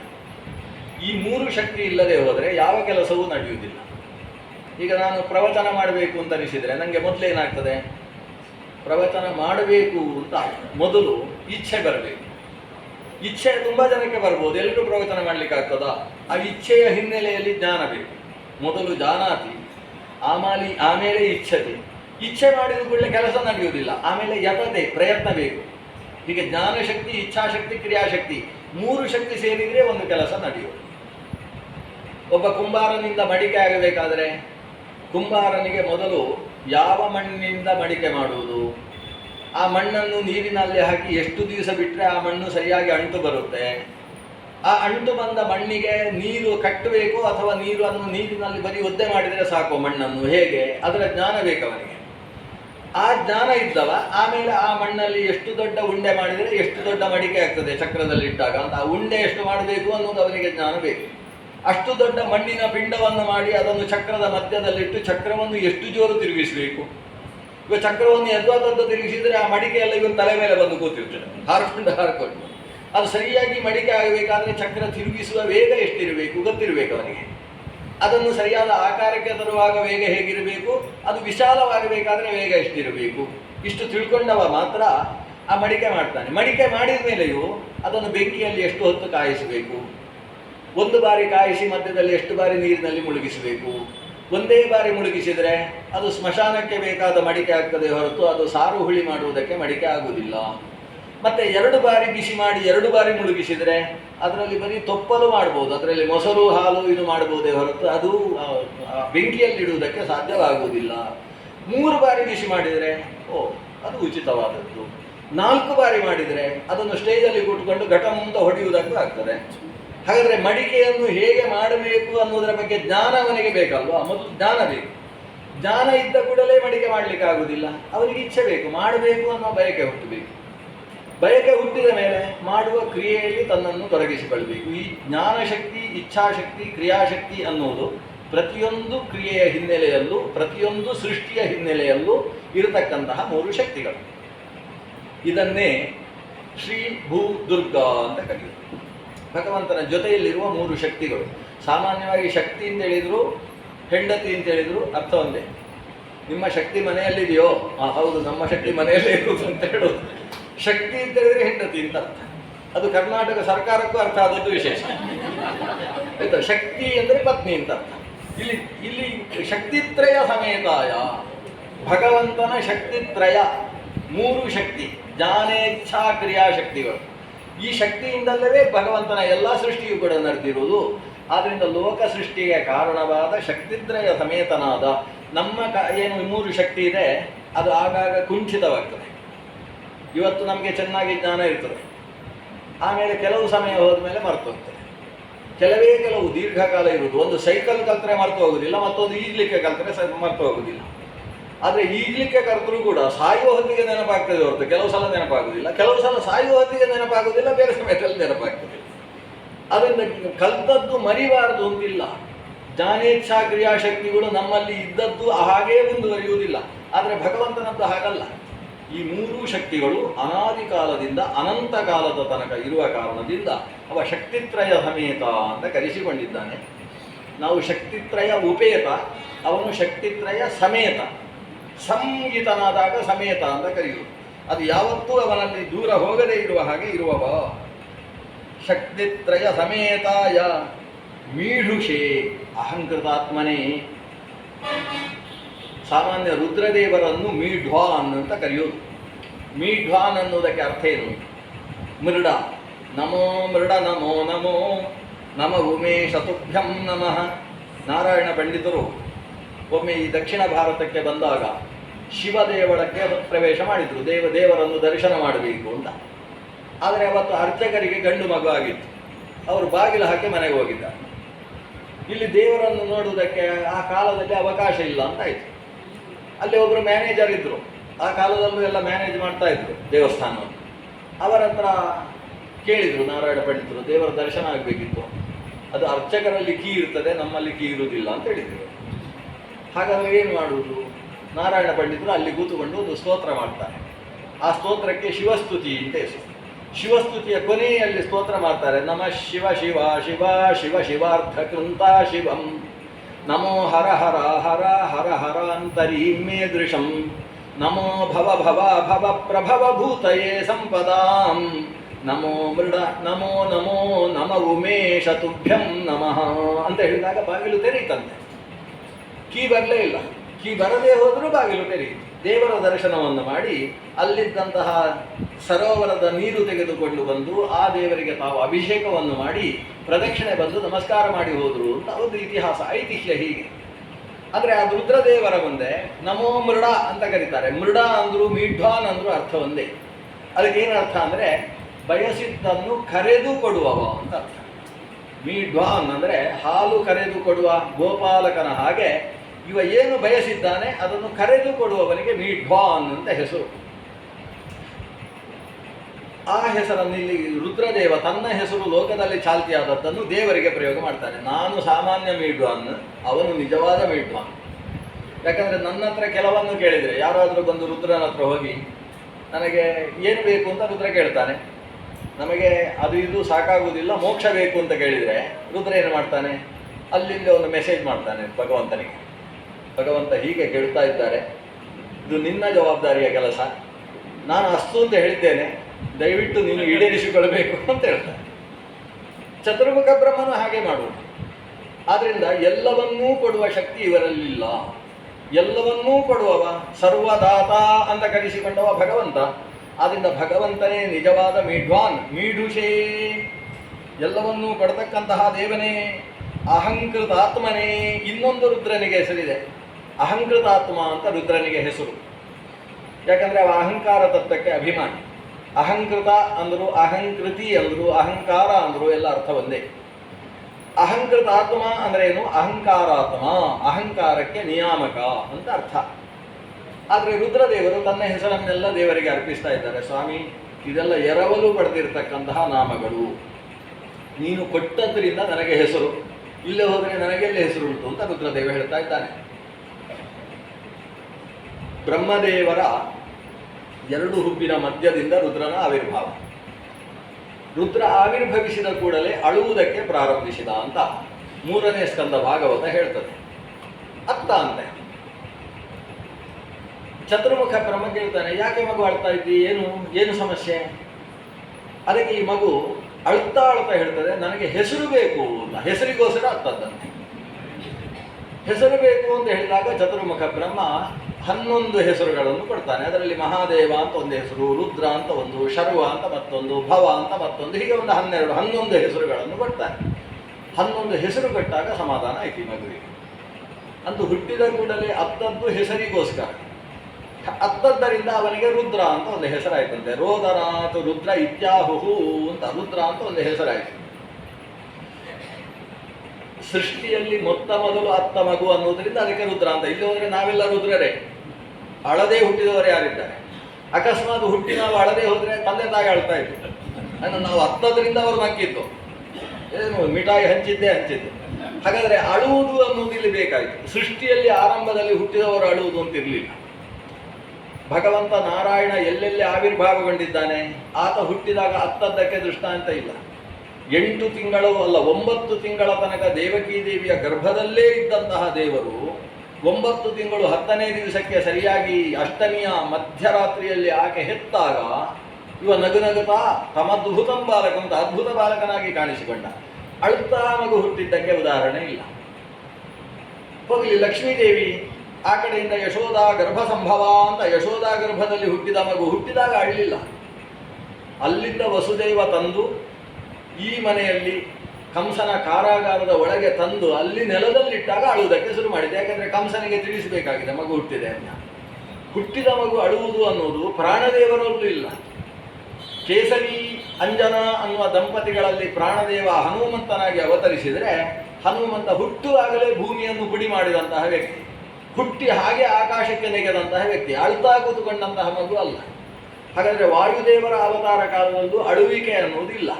ಮತ್ತೆ ಅಳುವಿಕೆ ಸುರಾದದ್ದಲ್ಲಿ ರುದ್ರದೇವರ ಅವತಾರದಿಂದ ಅಳುವುದು ಸುರಾದದ್ದು. ಆದ್ರಿಂದ ಮೊದಲು ಹುಟ್ಟಿದ ಮಗು ಅತ್ತಿದು, ಅದಕ್ಕೆ ಅತ್ತ ಮಗು ಅಂತ ರುದ್ರ ಅಂತ ಹೆಸರು. ಇಲ್ಲವರೆ ನಮ್ದೆಲ್ಲ ರುದ್ರರಾಗಬೇಕಾಗಿತ್ತು. ಮೊದಲು ಅತ್ತ. ರುದ್ರದೇವ ಅಂತದ್ದು ಯಾಕೆ? ಯಾಕಂದರೆ ನಿಮ್ಮನ್ನೆಲ್ಲ ಅಳಿಸುವುದಕ್ಕಿದ್ದೇನೆ ಜಾಗ್ರತೆ ಅಂತ ಹೇಳುವುದಕ್ಕೋಸ್ಕರ. ಸಂಹಾರಕರ್ತಾರನಾಗಿದ್ದಾನೆ ರುದ್ರ. ಆತ ಆವಿರ್ಭವಿಸುವಾಗಲೇ ತಾನು ಅತ್ತವ ಯಾವುದಕ್ಕೆ? ಹೆಸರಿಗೋಸ್ಕರ. ಅವನಿಗೆ ಹೆಸರುಗಳೆಲ್ಲ ಬಂತು. ಆದರೆ ಆ ಎಲ್ಲ ಹೆಸರುಗಳದ್ದು ದೇವರದ್ದು ಅನ್ನೋದು ಅವನಿಗೆ ಗೊತ್ತು. ಎಲ್ಲರೂ ಹೆಸರಿಟ್ಟುಕೊಳ್ಳುವುದು ದೇವರದ್ದೇ. ಆದ್ದರಿಂದ ನಾವಿವತ್ತು ನಮಗೆ ಅಂಥ ಹೆಸರು ಇಂಥ ಹೆಸರು ಅಂತೆಲ್ಲ ಭಾರಿ ಹೆಸರುಗಳು ಬರ್ತವೆ. ಕೊನೆಗೆ ವಯಸ್ಸಾದ ಹೋದ ಹಾಗೆ 60ನೇ ವರ್ಷಕ್ಕೆ ಒಂದು ಸನ್ಮಾನ ಕಾರ್ಯಕ್ರಮ ಮಾಡಿ ಒಂದೇ ಹೆಸರು ಹೊಸದಾಗಿ ಇಡ್ತಾರೆ. ಅಂಥದ್ದು ವಾದ ವಾಚಸ್ಪತಿ, ಮತ್ತೊಂದು ವಾಚಸ್ಪತಿ ಅಂತೆಲ್ಲ ಹೆಸರಿಡ್ತಾರೆ. ಅದು ಪಂಡಿತ, ಅದೇನು ಪ್ರವಚನಕ್ಕೇ ಸರಿ, ಬೇರೆ ಯಾವುದಕ್ಕೂ ಸರಿ ಅಲ್ಲ. ಪ್ರವಚನಕ್ಕೇ ಸರಿ ಅಂತೆಲ್ಲ ಹೆಸರೆಲ್ಲ ಇಡ್ತಾರೆ. ಈ ಎಲ್ಲ ಹೆಸರೆಲ್ಲ ಇಟ್ಟಾಗ ನಾವು ಏನು ಅಂದ್ಕೊಳ್ಬೇಕು? ಇದೆಲ್ಲ ನನ್ನ ಹೆಸರು ಅಂತ ಅಂದ್ಕೊಳ್ಳುವುದಾ? ಆ ಹೆಸರುಗಳೆಲ್ಲ ದೇವರದ್ದು. ದೇವರ ಹೆಸರನ್ನು ಮತ್ತೊಬ್ಬರಿಗೆ ಇಡುವುದಷ್ಟೇ. ಆದ್ದರಿಂದ ಸಕಲ ಶಬ್ದ ಅಭಿಧೇಯಂ, ಸರ್ವ ಶಬ್ದಾಭಿಧೇಯನಾದವ ಭಗವಂತ. ಭಗವಂತನ ಹೆಸರನ್ನು ಬ್ರಹ್ಮದೇವರಿಗಿಟ್ಟಿದ್ದಾರೆ, ಭಗವಂತನ ಹೆಸರನ್ನು ರುದ್ರದೇವರಿಗಿಟ್ಟಿದ್ದಾರೆ. ಆದ್ದರಿಂದ ರುದ್ರ ಅದೇ ಹೆಸರಿನಿಂದ ಈಗ ದೇವರನ್ನು ಸ್ತೋತ್ರ ಮಾಡ್ತಾರೆ. ನಾವಿವತ್ತು ಶಿವ ಅಂತ ಹೇಳಿದರೆ ರುದ್ರ ಅಂತೇವೆ. ಆದರೆ ಭೀಷ್ಮಾಚಾರ್ಯರು ಶರಶಯ್ಯಲ್ಲಿ ಮಲಗಿ ಶಿವ ಅಂತ ಯಾರನ್ನು ಹೇಳಿದ್ದು? ಸರ್ವ ಶಿವಸ್ಥಾಣು ಅಂತ. ಶಿವ ಅಂತ ಕರೆದದ್ದು ಭಗವಂತ ನಾರಾಯಣನನ್ನು. ನಾವು ರುದ್ರ ಅಂತ ಇವತ್ತಿಲ್ಲಿ ರುದ್ರೋ ಬಹುಶಿರ ಬಭ್ರು, ರುದ್ರ ಅಂತ ಕರೆದದ್ದು ಭಗವಂತನನ್ನು. ನಾವು ಶಿವ, ರುದ್ರ, ಶರ್ವ ಯಾವ ಶಬ್ದ ಹೇಳಿ, ಸರ್ವ ಶಿವ. ಶರ್ವ ಅನ್ನೋದು ಕೂಡ ಭಗವಂತನಂತೆ ಹೆಸರು. ಭಗವಂತನ ಹೆಸರೇ ನಂತರದಲ್ಲಿ ಬೇರೆ ಬೇರೆ ದೇವತೆಗಳಿಗೆ ಬಂದದ್ದು. ಮೂಲತಃ ಭಗವಂತನಂತೆ ಹೆಸರು. ನಾವಾದರೂ ಇವತ್ತು ಮಕ್ಕಳಿಗೆ ಹೇಗೆ ಹೆಸರಿಡುವುದು? ನಾವು ಇವತ್ತು ಸ್ವಲ್ಪ ತತ್ವಜ್ಞಾನಿಗಳಾಗಿ ಹೋಗಿದ್ದೇವೆ. ಹಾಗಾಗಿ ಏನು ಮಾಡಿದರೂ ದೇವರ ಹೆಸರಿಡಲಿಕ್ಕಿಲ್ಲ ಅಂತ ತೀರ್ಮಾನ. ಅದಕ್ಕೋಸ್ಕರ ಇಂಟರ್ನೆಟ್ ಸರ್ಚ್ ಮಾಡಿ ಅದು ಲಂಡನ್ನಲ್ಲಿ ಅಪ್ಲೋಡ್ ಆದದ್ದು ಯಾವ ಹೆಸರಿದೆ ಅದನ್ನು ಹುಡುಕುದು. ಕೊನೆಗೆ ಅದರಲ್ಲಿ ಅಲ್ಲಿಯ ಹಕ್ಕಿಯ ಹೆಸರು ಇರ್ತದೆ, ಅದನ್ನು ಇಲ್ಲಿಡುದು.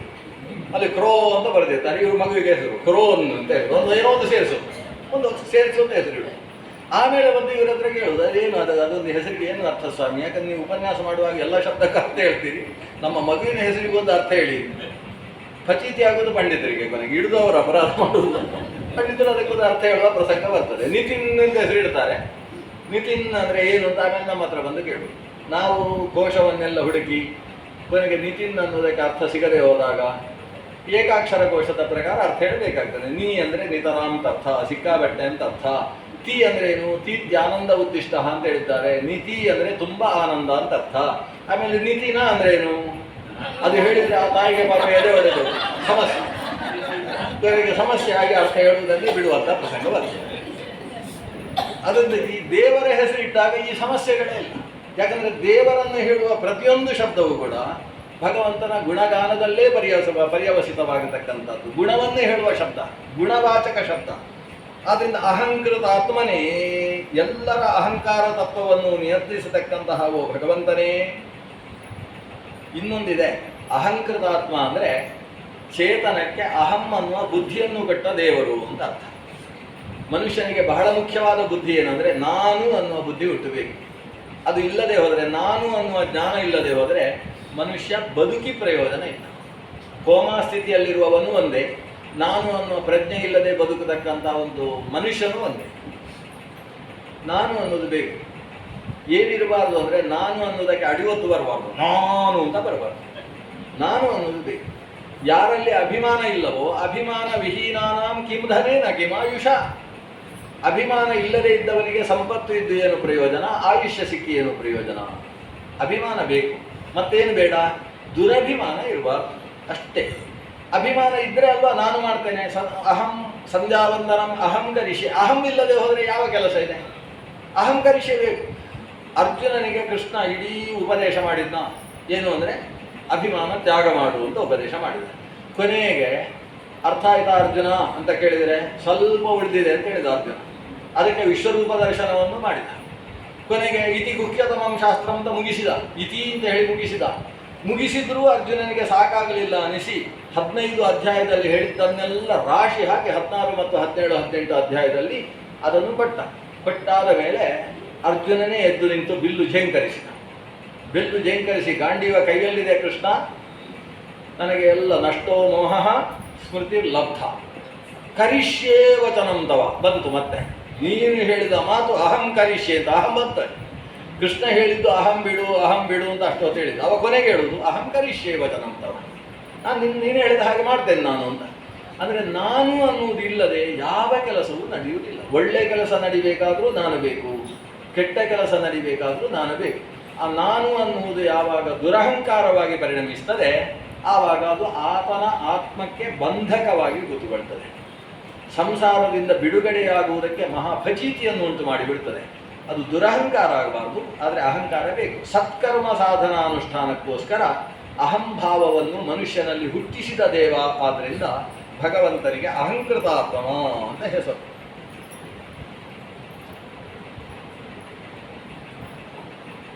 ಸೇತ ಆಕೂತಿ ರೂಪಾಯ ನಮೋ ವಾಚೋ ವಿಭೂತಯೇ ದರ್ಶನಂ ನೋ ದಿದೃಕ್ಷೂಣಾಂ ದೇಹಿ ಭಾಗವತಾರ್ಚಿತಂ. ನಮೋ ವಾಚೋ ವಿಭೂತಯೇ, ವಾಚೋ ವಿಭೂತಿ ಅಂತ ಕರೆಸಿಕೊಂಡ ಭಗವಂತನಿಗೆ ನಮಸ್ಕಾರ. ಬಹಳ ಒಳ್ಳೆಯ ಶಬ್ದ, ದೇವರ ಹೆಸರಿದೆ. ವಾಚೋ ವಿಭೂತಿ ಅಂದರೆ ಏನು? ಮಾತಿನಿಂದ ಎಲ್ಲರನ್ನೂ ಆಕರ್ಷಿಸುವವ ಅಂತ ಅರ್ಥ. ವಾಚೋ ವಿಭೂತಿ, ನಾವು ವಿಭೂತಿ ಅಂತ ಹೇಳಿದ ಕೂಡಲೇ ಹಣೆ ಮೇಲೆ ಅಡ್ಡಕ್ಕೆ ಹಚ್ಚಿಕೊಳ್ಳುವಂಥದ್ದು ಅಂತ ಒಂದು ಭಾವನೆ ಬರ್ತದೆ. ಆದರೆ ವಿಭೂತಿ ಶಬ್ದವನ್ನು ಆ ಅರ್ಥದಲ್ಲಿ ಬಳಸುವುದು ಬಹಳ ಕಡಿಮೆ. ದೇವರ ಪ್ರಸಾದ ಅನ್ನುವ ಅರ್ಥದಲ್ಲಿ ವಿಭೂತಿ ಶಬ್ದ ಇದೆ. ಭೂತಿ ಅಂದರೆ ಸಂಪತ್ತು ಅಂತ ಅರ್ಥ. ವಿಭೂತಿ ಅಂದರೆ ವಿಶೇಷವಾದ ಸಂಪತ್ತು. ಲಕ್ಷ್ಮೀದೇವಿಗೆ ಮಹಾಭೂತಿ ಅಂತ ಹೆಸರಿದೆ. ವಿಭೂತಿ ಅಂದರೆ ವಿಶೇಷವಾದ ಸಂಪತ್ತು. ವಾಚೋ ವಿಭೂತಿ ಅಂದರೆ ಏನು? ಮಾತಿನ ಅದ್ಭುತವಾದ ಸಂಪತ್ತು. ಅದು ಭಗವಂತನಲ್ಲಿರುವುದರಿಂದ ಭಗವಂತನನ್ನು ವಾಚೋ ವಿಭೂತಿ ಅಂತ ಕರೆಯೋದು.